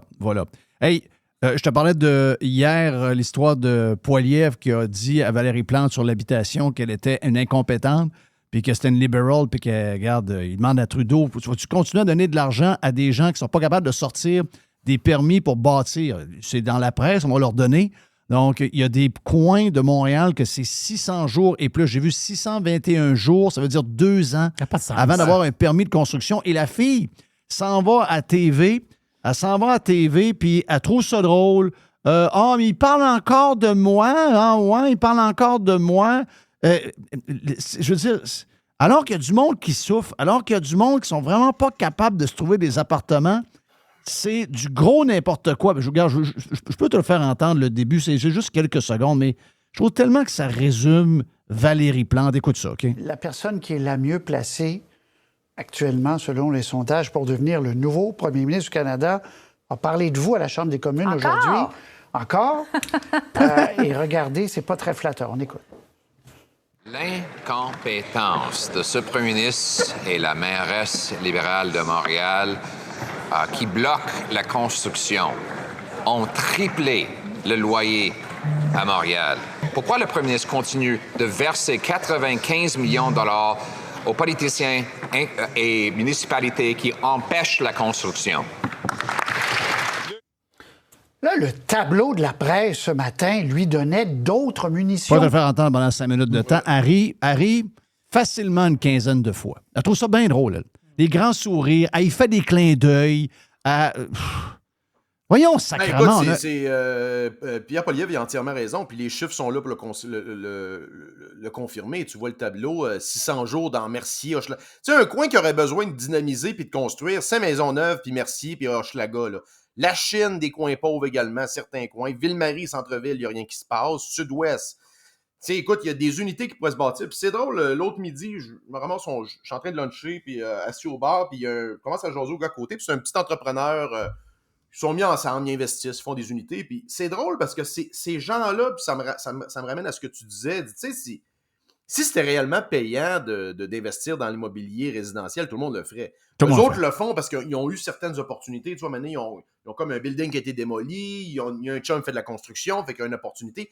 Mais des vrais beaux petits développements, mettons, de 50, 60, 100 unités, il n'y a pas d'opportunité pour ces entrepreneurs-là. Les seules opportunités, dans le fond, c'est les gros entrepreneurs qui sont capables de se plier à la réglementation, puis ils ont un intérêt entranché. Il faut réaliser, là, encore une fois, l'ennemi, c'est le corporatisme. Là. Eux, ils ont tout intérêt à ce que le développement immobilier, ça demeure qu'accessible seulement aux grands développeurs. Ouais, c'est pour ça la compétition, ça. C'est pour ça qu'ils acceptent toutes les Christie de patentes green qui vont avec les buildings, qui fait que les buildings coûtent de plus en plus cher. Parce qu'eux autres peuvent le faire, mais pas le petit. Oui, puis ils sont capables de payer aussi l'espèce de taxe aux logements sociaux parce qu'ils ne construisent pas de logements sociaux, mais ils préfèrent payer la taxe. Donc, tout ça, c'est de la capture réglementaire qui ne profite qu'aux grands développeurs.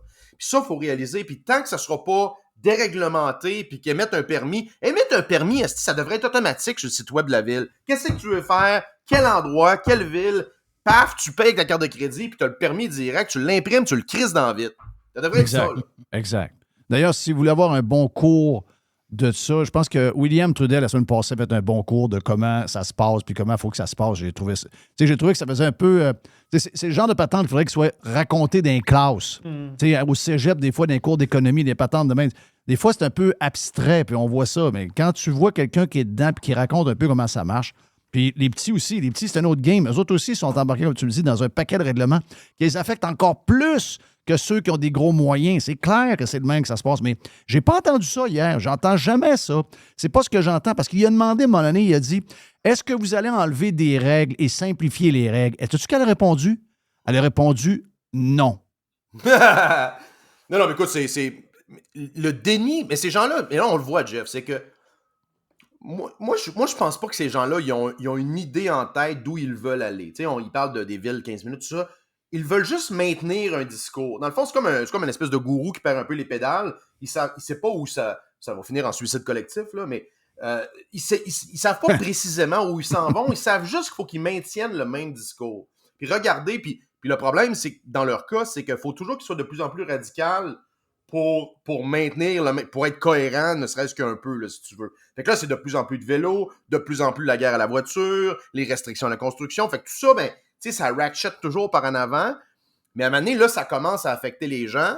Puis combine à ça le contexte économique. Je pense qu'on a quand même une tempête parfaite pour les mettre dehors en 2025, sauf que ça prend du monde. Ça prend du monde. C'est ça que le monde me dit souvent. Criff, on est là, chialer après eux autres, mais il y a du monde qui les ont élus. Il y a du monde qui n'ont pas été votés, puis c'est lui le bug. Thank you, Joe. Bonne semaine. Oui, vas-y. Hey, je vais parler de bourse vite fait. Jerry, t'as vu ConocoPhillips qui achète Marathon Oil à 18 milliards? C'est énorme. C'est drôle, ils n'ont pas reçu le mémo que le pétrole c'était fini, les autres. Hein? Non.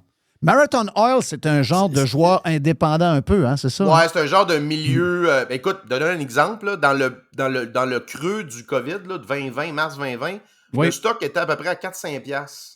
OK. Puis là, écoute, je pense qu'il est autour de 30-40$. Fait que le stock du bas du COVID jusqu'à aujourd'hui a fait 700%. Mais c'est bon. Puis l'automne 2020, je vous rappelle que c'est là que la Caisse a décidé de se retirer du pétrole. C'est incroyable. C'est incroyable. Qu'est-ce qu'ils ont, eux autres? Ils ont-tu des brands de reliés? Ils ont-tu des genres de places de distribution, eux autres? Marathon Petrol, il y a Marathon Petrol. Il y a des marathons, il y a des petits, il y a des postes d'essence. Je sais pas si c'est la même compagnie, mais je pense qu'ils ont des pipelines, ils ont de l'exploitation. Eux autres sont dans le bassin aussi du, le back-end, le bassin là, dans le coin du Dakota. Là. Ouais, exact. Ils ont beaucoup de shale gas aussi. Fait qu'écoute, belle trade, bravo aux investisseurs, bravo aux actionnaires. Ouais, il faut se retirer du gaz. Il faut se retirer de... hey, d'ailleurs, une autre. Tu sais que là, les compagnies norvégiennes qui sont toujours, tu sais, le mode de vie scandinave, là, ça va atteindre un sommet d'investissement en 2024. 24 milliards qui vont être investis dans le pétrole en Norvège en 2024-2025. Donc, une autre gang qui ont reçu le mémo. Ça, mais on parle tout le temps d'eux autres pour la greenitude, les patentes, mais ils n'expliquent jamais comment ils font pour être green de même. Ça, ils disent jamais. C'est volontaire, la gang de crosseurs. Thank you, Joe. On passe une bonne semaine. On se reparle la semaine prochaine. Joe Hamel est sur... Go Panthers!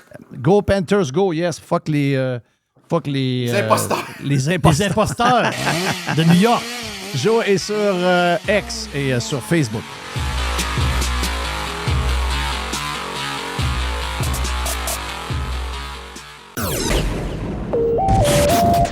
Radio Pirate, Radio Pirate, Radio Pirate.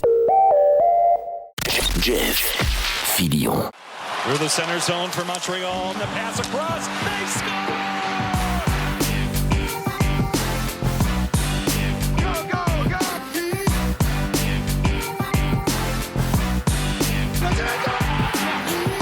Wins it in overtime. Il dit, qu'est-ce qu'on va dire aux journalistes? J'ai dit, dis-leur ce que tu voudras, Chris. Moi, je Chris mon camp. Oh yes. Max dans lescoulisses.com est l'unique dodu avec nous autres pour le vestiaire, bien sûr. L'étoile du match à l'avance. Notre ami Jerry. Pourtant. On commence avec... commençons avec beaucoup de sujets, tabarouette. Vous avez tombé des sujets? Mais le pire, c'est qu'on les a envoyés par email et non pas par fax. Parce que je salue le système de santé là, qui Christian Dubé qui vient d'annoncer qu'il travaille fort pour abolir le fax. Ça va prendre plusieurs années, mais on pense être capable d'y arriver, là, d'abolir le fax. Fait qu'en tout cas, salutations. Nous autres, on t'envoie ça par courriel déjà, Jeff. J'ai fait mon meilleur culpa cette semaine sur Lafrenière ou la semaine passée. Donc, c'est un sujet qu'on a plus tard, je le sais, là, mais désolé pour... j'ai traité de le jugé sévèrement, Jeff, on va se le dire. Là. Je l'ai jugé très sévèrement. Très tôt. Le gars va avoir 23 ans juste au mois d'octobre cette année. Un esti joueur de hockey. Oui. Caulfield de quoi? Avait même âge que lui, même année, je pense. 22-23. Puis pourtant, Caulfield, on dit qu'il est encore jeune. Puis tout, là, Lafrenière, je pense qu'il est plus jeune que lui. Mais ce qui est mélangeant dans tout ça, c'est d'être patient. Il faut être patient avec les espoirs, on le sait, on le répète, mais c'est d'être patient avec qui? Il faut que les gens de hockey soient capables de décider avec qui il faut être patient et avec qui il ne faut pas l'être. Je veux dire, il espérait que Kotkaniemi, on avait beau être patient, ça tournait en rond. Visiblement, Slavkovski et Lafrenière font partie de ceux envers qui la patience rapporte. C'est ça, il faut toujours être patient, mais pas avec n'importe qui. Puis Lafrenière, on pensait peut-être que c'était pas avec lui qu'il fallait l'être. finalement, il est en train de nous montrer qu'il fallait être patient avec lui. Ouais, mais tu sais, c'est parce que Max, l'année passée, puis les autres années d'avant, le gars, l'année passée, fait 40 points. À sa meilleure saison depuis qu'il est dans la Ligue nationale. Pas de powerplay, joue sur le troisième trio, ramasse 16 buts, 39 points. Tu sais, à un moment donné, le gars n'a pas mal joué. Pierre Sévigny a dit. Pas de powerplay. Pierre Sévigny a dit pas powerplay. Pas powerplay. Pas powerplay. Pas powerplay. C'est pas bon. C'est pas de powerplay, c'est pas beau. C'est une grosse différence. Mais la confiance du coach. On peut bien parler des vieux coachs, je le disais tantôt, là. Mais vieux coach, OK, mais au moins, on va dire, donner ça à la Violette. Il a donné confiance. Ça tu lui donnes des responsabilités. Christ, le gars, c'est un cheval dans zone neutre. C'est là qu'il donne son swing. Son genre de 195-200 livres prend toute son importance. Tu sais, je ne veux pas comparer ces deux joueurs complètement différents, Caulfield puis Lafrenière, parce que Lafrenière, il est capable de jouer dans une série de même. C'est une série avec la Floride très physique. La preuve, c'est qu'on voit que Panarin n'est pas capable de jouer là-dedans. Zibanejad a de la misère. Oui, il y a eu une coupe de bonnes shots hier. Il y a eu un but, mais il disparaît. Plus le match avance, plus il disparaît parce que les Panthers grind le long de la bande puis ils jouent physique. Puis là, ça devient fatigant pour l'autre équipe. C'est le même qui use. Là, il use à la longue. Mais Lafrenière est capable de jouer ce game-là. Lafrenière est capable de jouer. Le seul gars qui fait que je ne suis pas capable de te dire, Jeff, que c'est le meilleur joueur des Rangers en série, c'est Trocheck. Ouais. Oui, parce que Trocheck, il joue en sacrament. Si c'était pas de lui, je te dirais Lafrenière dans les séries, c'est le meilleur joueur des Rangers. Lafrenière, Trocheck et Shesterkin, c'est les trois meilleurs des Rangers. Puis là, t'as Fox, t'as Panarin, t'as Zibanejad, t'as Kreider. Juste d'être dans le top 3 d'une équipe comme les Rangers en quart et d'as, c'est hallucinant. Moi, je vous envoie 2 balles vous pouvez me dire je suis complètement mongol. Là. Mais si ça continue comme ça, puis que les Rangers peuvent parvenir à sortir, je sais pas comment, les Panthers, je veux dire, à un moment donné, faut-tu amener Lafrenière dans la discussion pour le Conn Smythe? Ben, la vérité, c'est que la série, c'est 3-1. Là. Parce que c'était le même match. Le même match. Dimanche, c'était le même match qu'hier. C'était pareil. Oui, mais j'ai fait le même point avec Caroline, puis Caroline s'est fait éliminer pareil. Vrai. Ils ont un esti de goaler. Ils ont probablement le meilleur goaler depuis des playoffs. Net 3-0, une game d'un but, puis 2 games en prolongation. Une game en double prolongation, puis une game en prolongation, puis 3-0. Caroline, deux des 3 dernières games sont à New York. Fait que ça peut redonner un avantage aux Rangers. On voit que visiblement, ils ont de la misère à jouer en Floride. Là. Ouais. La glace est meilleure, en tout cas, les gars disaient. La glace est meilleure à Floride. C'est pas Yaup. Ben écoute, il y a tellement d'affaires là. C'est ça l'affaire. Oui, mais là, sont-tu capables de faire de la glace? On va aller le montrer. Le problème, c'est que regarde le calendrier. De faire de la bonne glace, non, mais le problème, c'est pas la glace, mais le système, c'est le nombre d'activités qu'il y a. Cette aréna-là est trop loadée. Alors, remets les planches de bois, enlève les planches de bois, remets les planches de bois, fais un cirque l'après-midi, amène les éléphants. Je veux dire, un moment donné. C'est complètement crazy. T'as des chiens savants, puis après ça, tu tombes dans l'hockey. Ouais. En tout cas, la gang du Texan, eux autres sont capables de faire de la bonne glace. Mais vous n'avez pas répondu. Faut-tu en parler? Si jamais Rangers passe, puis qu'elle gagne la coupe, il va falloir en parler. Peut-être pas y donner, mais il est dans les 3 options pour le Conn Smythe. Je veux pas m'emballer trop vite puis faire mon virevolteur, mais il joue en tas. Là. Ah oui. Non, écoute, quand tu regardes sa fiche, puis l'autre joueur que vous avez nommé, tu as un ancien des Panthers, que les Panthers avaient abdiqué en passant. Là. Ouais. Puis je pense que la Caroline avait abdiqué sur lui aussi. Ça se peut-tu? Avant qu'il explose, donc ça prend du temps. Ben les gars, là, en tout cas, il est très bon. Là. Il est vraiment bon. Mais moi, je pense qu'il faut qu'il soit dedans. Mais là, c'est parce que s'il arrive de quoi, c'est sûr que c'est le goaler. Si ça va plus loin, puis qu'il passe à travers les Panthers, j'ai pas regardé en détail contre la Caroline. J'ai regardé peut-être 3 games. Puis il était super bon. Mais là, c'est lui là, qui est tient là. Je veux dire. Donc, ça va. On le sait comment ça marche. Je suis d'accord avec toi, Max, qui va faire partie des discussions, mais le goaler, avec ses stats, il ne peut pas l'avoir. Je veux dire, il peut pas 926. C'est ça. 2,25. Ouais. C'est dérivé. Mais OK, je pose une autre question d'abord. On parle-tu de lui pour les Jeux olympiques ou là, je m'emporte trop et je deviens fafane? Là? Ah non, tu le prends. Ben non, c'est sûr. Ben non, mais c'est sûr. Ah non, tu le prends. Ça te prend un gars de même. Là.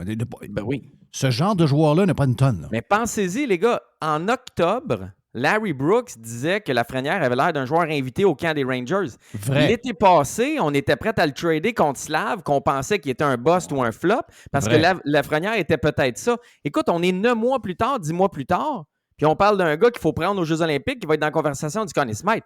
Soit qu'on est comme un peu intense, ou soit que c'est hallucinant le développement de Lafrenière dans la dernière année. Où tu écoutes la série? Est-ce que tu écoutes la série à Sportsnet ou à ESPN? Ben, tu peux pas, elle est juste à ESPN, la Christie série. J'aimerais ça entendre Biz, mais ils ont l'autre série, eux autres. Comme, c'est tout le temps Piqué puis Marc Messier. Là. Ouais, je sais. Marc Messier, une chance qu'il a piqué. Mais c'est pas... sérieux, là? Un réseau versus l'autre, tabarnache, ça n'a pas de bon sens. Mais piqué, bon. ESPN sont mauvais, c'est terrible. Pendant ce TVA temps-là, non, mais moi, je parle de... TVA Sport, les gars. Non, mais je parle de... pour Max, est-ce que Max écoute Sportsnet avec la gang de Hockey Night in Canada ou la gang des États-Unis? Moi, vous allez me trouver pas. J'ai encore TVA Sport sur ma télé, fait que je l'écoute à TVA Sport. That's it, that's all. OK, ouch. Ouais. Désolé, sincèrement. Mais en parlant de TVA Sport... Mais je veux juste finir mon point. Oui. C'est qu'à ESPN, ils ne parlent que de Lafrenière. Je parle de l'analyste qui est là avec le descripteur de la game. Là. Mais il n'y a pas pire, Jeff. Là. Il n'y a pas pire là. Oui. Faut le dire, l'année passée, c'était un joueur moyen. Oui, c'est un joueur moyen, mais il avait 21 ans. Oui, mais il jouait sur le troisième trio. Il était pas si moyen. Tu sais, joueur de troisième trio, pas de powerplay à 40 points, quasiment 20 buts, il n'a pas tant que ça. Non, je comprends, mais ça veut dire qu'il était sur le troisième trio. Parce la saison prochaine va commencer, il va encore avoir 22 ans. Non, mais c'est parce que, ce que Jerry veut dire, c'est que pour un premier choix overall, on était comme... On n'était pas sûr. On n'était pas sûr. Slavkovski, c'est un premier choix overall, ça? Oui, non. Dans une année poche. C'est-tu le premier choix premier dans une année poche? Oui, premier à la place de l'autre qui est parti à Kraken, là, qui boudait. Shane Wright. Mais il est dans la Ligue américaine. C'est un premier choix overall? Mais c'est un premier choix overall dans la Ligue ou un choix canadien? Slavkovski, on a gagné à la bingo cette année-là, les gars. On a gagné le bingo, c'est un premier choix overall. Oui, mais si je m'en vais au 21 novembre 2023, où que je suis là? Ah, gadon, je suis à TVA Sport. Est-ce que Slavkovski va passer la saison à Montréal? Ah oui, on parlait de peut-être... on était à la fin du mois de novembre. Là. Slavkovski, là, on allait lui donner un coupé dans le cul. Là. On se ramasse à l'hiver, puis il crie c'est Dieu le Père. Ce que je veux dire, c'est que il y a des joueurs, en peu de temps, on donne raison, qui prennent 3-4 marches. Mais on donne raison en faisant ça. Voilà, mais Slav, tu l'as la réponse. Là. Donc, il y a des joueurs que tu dis sont corrects, mais à un moment donné, il y a comme une espèce de déclic qui se fait. Puis là, vraiment, c'est des gars que tu peux plus te passer. OK, mais ça, je disais dès le début. Voilà. Avec qui on est patient puis avec qui on ne l'est pas. Être patient avec le cheval qui ne gagnera jamais, tu aurais beau être patient de le fouetter, il ne gagnera pas plus. Faut trouver avec qui il faut être patient. C'est ça qui est dur dans le hockey. Mais les Rangers, bravo à eux autres, ils ont été vraiment... Écoute, c'est quoi? C'est sa 5e année, là? Lafrenière... Il y en a 4 de jouer. Ouais, il finit sa 4e. Ouais, il finit sa 4e. Ils ont été vraiment patients, là. Mais gars, ils sont patients avec Capo Caco, puis ça a l'air de flopper aussi, tu sais. Puis Philippe Hitil, on n'est pas sûr. C'est tellement tough, le développement des espoirs. C'est un fin de Saint-Saëns que tu lances dans les airs. David Reinbacher, vas-tu faire de quoi de Dieu? Il fera rien. Tu sais, je veux dire, c'est un 5e show au total qui a connu une saison vraiment difficile en Suisse. Là, il arrive ici, il était correct là, avec le Rocket, mais il ne survolait pas à glace. Faut-il être patient? À quel point il faut être patient? Même chose avec, tu sais, Logan Mailloux. Ça va être, c'est un peu dur dans le show. On est-tu patient longtemps ou on ne l'est pas? C'est tough, là. Ouais, mais tu sais, quand tu compares un draft à l'autre, c'est difficile. Parce que comme Jerry dit, Lafrenière, c'est un premier overall, mais on le savait que c'était pas un premier overall Connor Bedard ou McDavid, tu sais. Fait qu'à un moment donné, tu compares d'une année à l'autre, tu te dis, ouais, mais là, c'est un premier choix, ouais, mais d'une année de marde, tu sais. Fait que ça se peut. Mais encore là, Max, ton point, OK, bon, ça, c'est des défenseurs. On le sait, les défenseurs, des fois, ça peut prendre plus de temps. Ils ont peut-être besoin de plus de minutes. Fait que peut-être plus de minutes, ça veut dire... C'est sûr que c'est du cas par cas. OK, mais arrête de 2 secondes. C'est pas facile. Là. Il a fallu attendre à 22 ans pour Lafrenière avec un attaquant. Il faut attendre à quel âge pour un défenseur? 24? Fait que tu sais, la patience, c'est 6 ans. Ça a toujours été plus long, défenseur. Oui, c'est ça. C'est plus long. OK, fait que là, l'art... Oh, mais attends, à 24, il a-tu joué à 18 ou il a joué à 21? Bon point. Mais l'art est quand même de savoir à 18-19 avec qui on va être patient jusqu'à 24. C'est ça, je te dis, c'est fucking compliqué. Mais Max, j'ai pas regardé toutes les games de Lafrenière depuis 4 ans, mais il devait avoir des signes un peu. Larry Brooks, là, il devait pas aimer les Frenchies, là, lui, quand il a écrit ça. Là. Non, mais Larry Brooks, il va souvent de commentaires à la porte-pièce pour faire réagir sans qu'au final, ça soit nécessairement basé sur quelque chose. Là. Mais sérieux, les gars des Rangers, quand ils sont assis chez eux, c'est sûr qu'il y a eu des mauvais matchs, mais il doit... La volonté d'être patient avec un gars. Tu sais, là, cette année, Caroline, ils ont arrêté d'être patient avec Kotkaniemi. Parce qu'à un moment donné, tu regardes le gars jouer, puis là, ben, tu te dis, ouais, non, lui, ça marche pas. Là. sais, fait que tu as des signes avant-coureurs, des fois, que le gars fait bonne chose, il veut s'améliorer. On ne sait pas, ça, en dehors de la glace, on ne sait pas, le gars reste-tu après pratique pour faire des face-offs, il reste-tu... Tu sais, t'as des jeunes qui te donnent le goût d'être patient avec, t'en as d'autres que t'as le goût de tirer à la plaque plus vite aussi. Tu sais, fait que c'est pour ça, c'est tout du cas par cas, c'est dur à dire. Mais les Rangers, ils ont pogné un bon ticket, là, parce que eux autres, quand ils ont gagné le bingo, là, d'ailleurs, c'est notre gars à Star qui est le Canadien, là. Mais eux autres, t'es supposé repêcher 10e, là. Puis ils ont pogné le boulier. Premier, bing, ramasse le gars. C'est quand même assez spectaculaire. Ouais. Ouais. Hey, tiens, on est dedans. Allons-y avec Dallas puis Edmonton. Il y en a qui aiment. Il y a beaucoup de monde qui veut avoir Edmonton. Là. Pas parce que c'est une équipe canadienne, à cause du côté un peu plus spectaculaire. Moi, je trouve qu'ils sont plus le fun à voir jouer. En général, ils sont plus le fun à voir jouer. Mais je pense que les Stars sont plus forts. Regarde, moi, en tant que partisan des Panthers, j'aimerais mieux pogner Edmonton si jamais on passe les Rangers que pogner Dallas. Sincèrement, je trouve que Dallas est un nasty de club. C'est des gros méchants fatigants. Puis ils arrivent vite, puis ils sont méchants. Donc, c'est un club qui va être dur à arrêter. Mais il y en a qui pensent que même si là, c'est 4e match à soir, c'est 2-1 et c'est à Edmonton, mais ça a été un drôle de match. C'est qui le gars qui a compté 3 buts, là? Robertson. Tabarnak, c'est fatigant, lui? Ouais, mais là, lui, c'est un méchant compteur, là. Ben oui. Il est fatigant. Puis Rupien c'est revenu pour y donner la Oui, Ian c'est revenu. C'est pour ça qu'ils ont du succès, les Stars, depuis quelques années. C'est parce que les jeunes, ils ont repêché, ils ont repris la place. Tu sais, Jamie Benn, Tyler Seguin, c'est secondaire, ça, là. Je comprends que c'est les plus gros salariés, mais c'est pas les top guns des Stars, là. Mais quand est-ce qu'on parle de l'éléphant dans la pièce qui s'appelle Stuart Skinner, là? Tu sais, je veux dire, s'il y a un bon gardien avec les Oilers, c'est 2-1 Oilers, là. Ouais, mais moi, mon problème avec les Oilers, c'est que je comprends, là, Evan Bouchard a des bonnes playoffs. En défensive, des fois, c'est un peu louche. Puis, le gars Portnoy, le gars de Barstool, le gars de Barstool, je pense qu'il envoie 10 tweets par game sur Skinner. Oui, j'en enverrais peut-être pas 10, mais il faut y en envoyer. Ouais, mais... Il est atroce, là, Skinner. Les gars, man, attends, là, j'ai pas ses stats. Hey, c'est 885 en série, là. Ouais, je sais. De moyenne d'efficacité, c'est inacceptable. C'est 900 minimum, puis quand tu es dans une série, tu es supposé avoir ton goaler au top de son art. C'est 915, 920 minimum, là. Tu peux pas aller loin avec 885, là. Surtout si ta défensive, elle a quelques trous. C'est là que ça pète. Tu mets Ottinger là, tu mets Skinner l'autre bord, c'est 3-0 Oilers, là. J'ai pas vu toutes les games. Bouchard, as-tu une bonne série à date? Pour Max. La défense, tu sais, il donne quoi? 2,7, 2,8 buts, je pense, sa moyenne de buts alloués. Ben, ton équipe est bâtie que toi, tu te dis que tu vas en scorer 4 à chaque game. Fait que si tu n'en scores pas 4 à chaque game dans les séries, ben, tu gagnes pas. Mais je veux dire, ton équipe est bâtie de même. Hey, Darnell Nurse, les gars, là, c'est le pire, à mon avis, le pire contrat de toute la Ligue au complet. Là. C'est 9,25 millions. Je pense qu'il reste encore 6 ans. Le gars est moins 12, a quoi, 2 passes en 15 matchs. La défensive des Oilers, je veux dire, à un moment donné, c'est bien beau de dire que tu vas faire jouer tes joueurs d'avant 28 minutes par game, mais c'est parce qu'ils sont 5 sur la glace. Là. Okay, mais un gardien qui arrête une puck de plus par match, puis c'est 3-0 Oilers pareil. Ouais, mais je sais que c'est pas juste Stuart Skinner.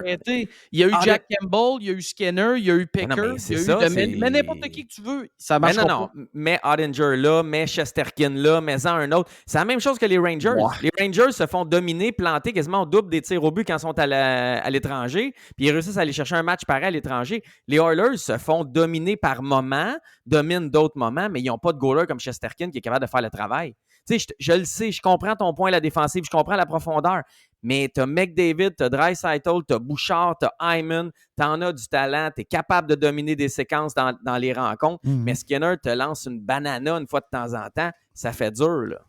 Ouais, mais le plan de match, c'est qu'eux autres, ils ont McDavid puis Draisaitl. Fait qu'ils vont, même s'ils laissent passer une banane, ils vont être capables d'en scorer un de plus. Arrête, c'est pas parce que t'as McDavid. C'est pas parce que t'as McDavid qu'il faut que t'aies un goaler dégueu. Je veux dire, ça n'a pas rapport. Ils ont mal bâti leur club. Ils doivent avoir un meilleur goaler que ça. Ils doivent à tout prix. À chaque année, c'est la même question avec les Oilers. Oui, mais la réalité, là, c'est que là, on n'est pas pire. Il reste 4 équipes. On fait plaisir à l'Est. Il y a 3 super goalers, OK, sur 4 équipes. Mais la réalité, là, c'est que des bons goalers, là, ça court plus. Tu sais, à un moment donné, on a l'impression qu'on frappait sur une poubelle puis il sortait un goaler. Là. Mais des bons goalers, ça court plus. Là, c'est toute la banque arrive de la Russie. Là. Si tu n'en trouves pas en Russie, tu vas avoir un goaler moyen. Là. On va reprendre l'exemple qu'on a pris l'autre fois Dodu. Vegas a gagné un gars qui était bizarre. C'est un gars qu'on ne sait pas trop. L'autre qui était sur le banc, c'était un gars qui fait des dépressions, qui dit toutes sortes de patentes drôles. Tu sais, il y a des clubs dans les dernières années qui gagnent avec des goalers moyens. C'est ça que je veux dire. Et il y en aura de plus en plus parce que des goalers, comme on a là à New York ou encore à Dallas, où ça donne que c'est le même. Là. Mais je veux dire, ça sera de moins en moins le cas. Tu sais, il va falloir que tu compenses toujours pour un goaler moyen. Un goaler NHL pareil, mais ça ne sera pas un savior. Ça ne peut pas être toujours un savior qui est dans le net. Oui, mais Skinner, il n'est pas... Ça, c'est notre affaire de Carey Price. Il n'est pas savior, mais il est au mieux moyen. Je veux dire, tout le monde le sait. Toute l'année, on le disait l'année passée, on le disait en série l'année passée. Je veux dire, c'est catastrophique qu'ils soient encore là. Puis que là, tu as été chercher Jack Campbell, puis tu n'es pas capable de le faire gauler. Je veux dire, c'est catastrophique, Edmonton. Ils vont passer à côté d'une coupe avec McDavid et Draisaitl à cause de leur goaler. C'est ça qui va arriver. Hey, boys, dans les affaires que j'ai ici, là, j'ai 2 joueurs que je veux entendre ce qui se passe. Okay? Je vais le prendre dans vos sujets parce que vous avez chacun votre liste de sujets, là, mais je vais mélanger les deux. Je veux entendre parler de Brady Tkachuk qui serait disponible. Il y en a qui rêvent de le voir à Montréal. On sait que Brady Tkachuk a joué pour les États-Unis. On pense que c'est un Canadien, mais ils sont venus au monde aux États, les deux. Donc, nationalité américaine, c'est des Américains. Le bonhomme, même s'il est Canadien, ça ne change rien. C'est des Américains. La rumeur veut que peut-être qu'il ne voudrait plus jouer au Canada. Puis l'autre sujet, c'est Marchessault, meilleur joueur des playoffs l'année passée, en négociation. Donc, je te laisse aller avec Marchessault, Dodu en premier. Ouais, mais j'ai pogné ça quand hier, je pense, que Marchessault, dans un podcast quelconque ou un article, a dit que que là, Vegas, eux autres, ils approchent les contrats. Ils disent quand on a un gars en fin de contrat, on parle pas de ça avant l'année. On parle pas de ça pendant l'année. Là, tu es rendu à la fin de l'année. Ça fait quoi? Ça fait une couple de semaines, il a été éliminé. Puis le téléphone n'a pas sonné encore. Là. Fait que Marchessault à Vegas, c'est quoi sa situation? Terminé. Là. C'est quoi sa situation à Marchessault à Vegas? Fini? T'as un contrat fini? Contrat fini. Il avait signé 5 ans, 30 millions ou 6 ans, 5 millions, un des deux. Ça faisait 30 le total, je pense, pour Marchessault en 2018. Fait qu'il est libre comme l'air, Jeff. Fait que là, puis Vegas ont, je pense, 6 millions ou un peu moins que 6 millions sur le cap. Selon ce qu'on en lit, Marchessault mériterait au moins 6 par année si c'est pas... il y a peut-être un directeur gérant qui va être assez fou pour lui donner plus que ça. Là. Mais là, il s'en va où, les gars? On scrape-tu le plan, nous autres, ou qu'est-ce qu'on fait? Non, mais non. Regarde les équipes. Non, mais... Je vais faire mourir Jerry. Je l'aime, Marchessault, Dodu, mais regarde les équipes qui sont en série, puis regarde combien de gars de 5 et 11 et moins ils ont, puis c'est 2 ou 3 maximum si c'est pas 1 ou 0. Le Canadien a déjà ses petits joueurs. Je dis pas que Marchessault est moins bon que d'autres petits joueurs, mais tu peux pas ramener Marchessault dans un club où tu as déjà Caulfield, où tu vas avoir Lane Hudson, où tu as Brandon Gallagher, où tu as Raphaël Harvey-Pinard. Il y a déjà beaucoup de petits joueurs. On est loadé, là. Mais Max, moi, de toute façon... Mais tu peux en flusher un ou deux pour Marchessault, par exemple. Là. Je fais ça pour... Ouais, mais je fais ça pour faire pomper Jerry un peu, parce que Marchessault, les gars, 33 ans. Non, il va commander 3-4 ans à au plus que 5, si ce n'est pas plus que 6 millions par année. Dans 2 ans, si on est rendu une place intéressante, peut-être qu'on ira échanger qu'une retenue de salaire pour qu'il vienne, peu importe. C'est là, comme Détroit, là, ils rajoutent des patchs un peu parce qu'ils ont une bonne base de jeunes. Mais en ce moment, c'est 0 le temps. Là. Je voulais juste mais c'est capoté, pareil. Moi, ce qui me fait capoter, là.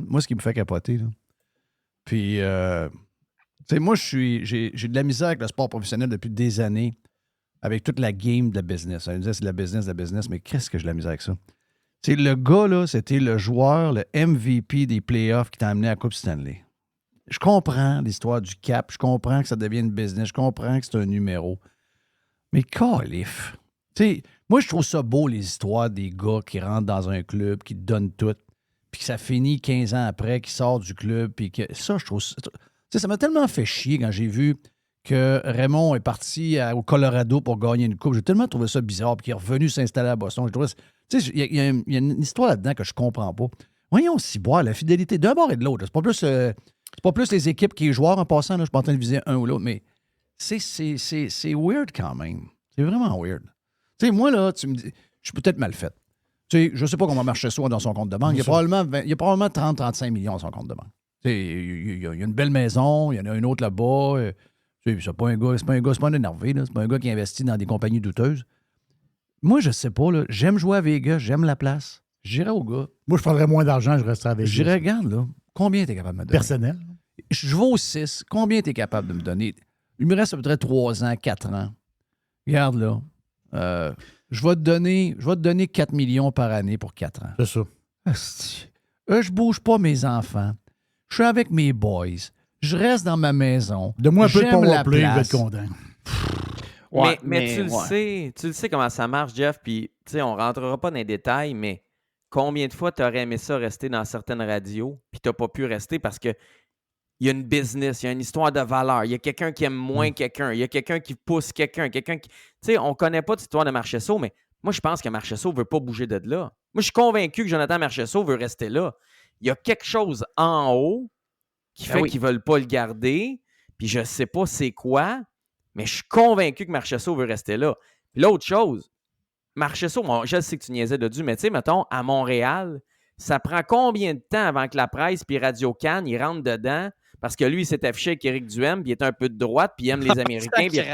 Non, c'est ça. Max. Non, mais Dodd, Max a raison. Ben, je sais qu'il a raison, mais j'ai-tu pas pensé à ça, moi? Puis moi, j'ai pris l'avion avec à relâche, là. Puis il parle à ses enfants en anglais. Ah, si, Il est fait. Viens pas ici, Joe, mais viens pas ici. Jeff, pour répondre à ta question, Jeff, moi, je pense que l'offre que tu parles n'est pas venue. Parce que sinon, il l'aurait accepté. C'est pour ça qu'il dit qu'ils ne l'ont pas appelé encore. Parce que lui, d'après moi, il est prêt à dire 4x4, OK, parfait. Bon, mais c'est la direction de Vegas Maker. Ben, la direction de Vegas, ils font le même constat que je t'ai dit là, mais eux autres sont d'une situation différente. Fait que, effectivement, la réflexion est différente. Ils ont dit 33 ans, non, va pas de la mort. Mark Stone, il reste combien de temps, lui, dans son contrat?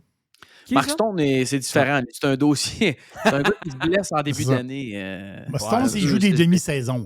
Ouais, c'est ça. Mais Stone, il serait probablement obligé de prendre sa retraite, honnêtement. C'est pour ça qu'ils font une petite pause.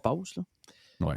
Parce que Stone, il y a des blessures comme chez Weber. Puis, non, mais Stone, c'est Carey Price ou chez Weber qui décide de revenir dans des fins de saison et dans des séries, mais il revient toujours à 50%, 60%. Weber et Price, ils ont décidé d'arrêter de jouer à 50-60%. C'est la même situation. Il ne sera jamais guéri. Là. L'année qu'ils ont gagné, c'était pas si pire. Cette année, c'est boire. Il méritait le bout du banc. En passant, là, je sais que le goaler des Panthers est moins sollicité que celui des New York Rangers, puis je sais que ses stats sont un peu moins bonnes parce que justement, il faut qu'il dorme des 10 minutes avant d'avoir des shots. Il y a souvent des périodes de 10 minutes, pas de shots. Mais peux-tu nous crisser patience avec l'histoire de Carey Price, là? Les goalers, là, on envoie des goalers, là, OK? L'histoire de Carey Price, on s'est fait bourrer pendant 10-12 ans. Là. Les vrais goalers, on les voit là, en ce moment-là. Il gagne 10 millions, lui aussi, par exemple. Oui, mais t'es rendu là. T'es rendu là. Je comprends, tu vas dire, il y a un Canadien, il n'y a jamais eu de club de même, etc., etc. Mais ce que je veux dire, c'est une autre affaire là, qu'un gars qui se jette à terre et qui se regarde un peu. On a une autre game complètement. Moi, je pense qu'on s'est fait bourrer. Je ne veux pas partir là-dessus. Hey, mais Tkachuk, est-ce que vous pensez qu'il peut arriver à Montréal ou c'est une équipe américaine? En tout cas, la rumeur est sortie en février, OK? Au deadline, c'est les gars de Spinning Checklist qui avaient dit qu'ils entendaient que peut-être Brady Tkachuk pourrait être échangé, que les sénateurs pourraient le magasiner. C'est ressorti la semaine passée encore, donc ça faisait 2 personnes à 2 moments différents qui donnaient ça. Et je ne sais pas où il pourrait aller. Je ne sais même pas s'il va quitter. Parce que lui, il a signé l'an passé, là. Ça fait pas longtemps, puis il est capitaine. Il a encore plusieurs années de contrat. Mais est-ce qu'il veut quitter Ottawa, qui est une organisation dysfonctionnelle, qui a dit non à Patrick Roy pour aller chercher Jacques Martin par intérim? Là? Oui, c'est bon. Qui a plein d'erreurs depuis qu'il est arrivé avec Michael Andlauer, propriétaire, ou il veut quitter le Canada. Puis c'est là que, je ne veux pas rentrer trop dans la politique, mais Matthew Tkachuk a été repêché en première ronde par les Flames. Il a joué 5-6 saisons, puis il a voulu quitter, puis il est allé en Floride. Keith Tkachuk, le père, a été repêché en première ronde par les Jets, une autre équipe canadienne. Puis après 5 saisons, il est allé en Arizona parce que le club a déménagé. Il n'est jamais revenu au Canada par après. Puis là, Brady Tkachuk, c'est la même chose. Repêché en première ronde par une équipe canadienne à Ottawa. Ça fait 6 saisons qu'il joue. Il y a un pattern, là. Les Tkachuk, ils jouent 5-6 ans au Canada, puis ils crissent leur camp au sud de la frontière. Fait que je me demande si Brady Tkachuk, ça serait pas ça le futur de sa carrière.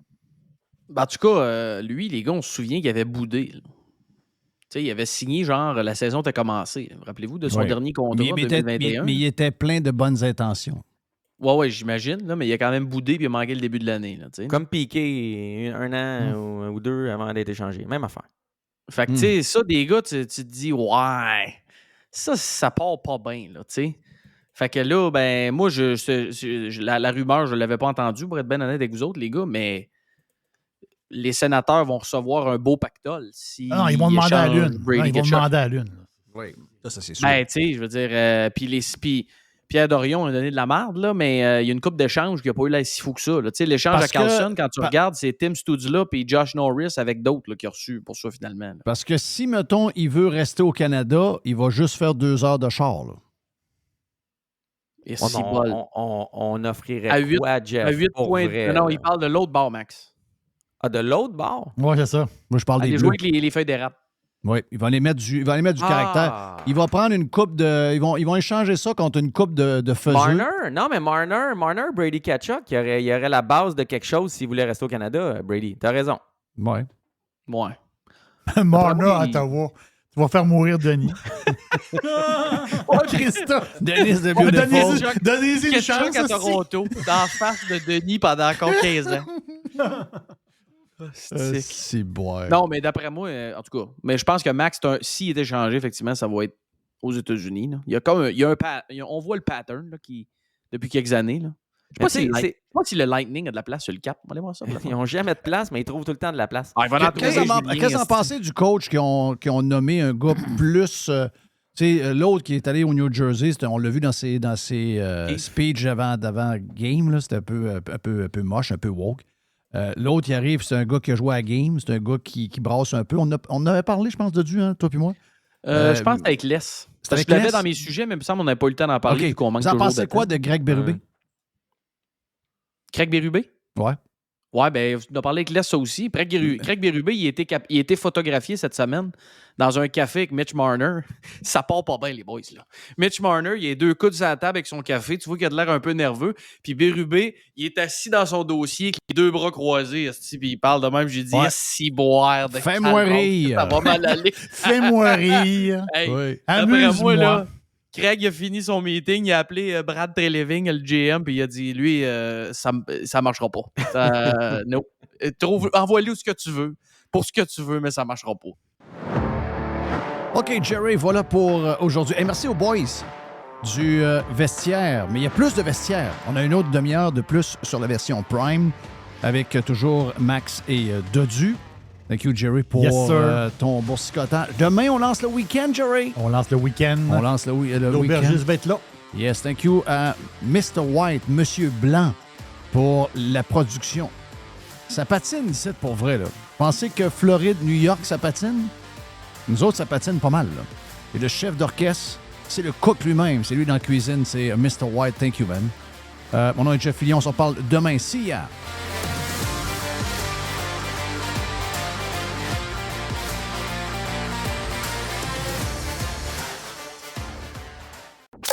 This is going to give you the energy to go on.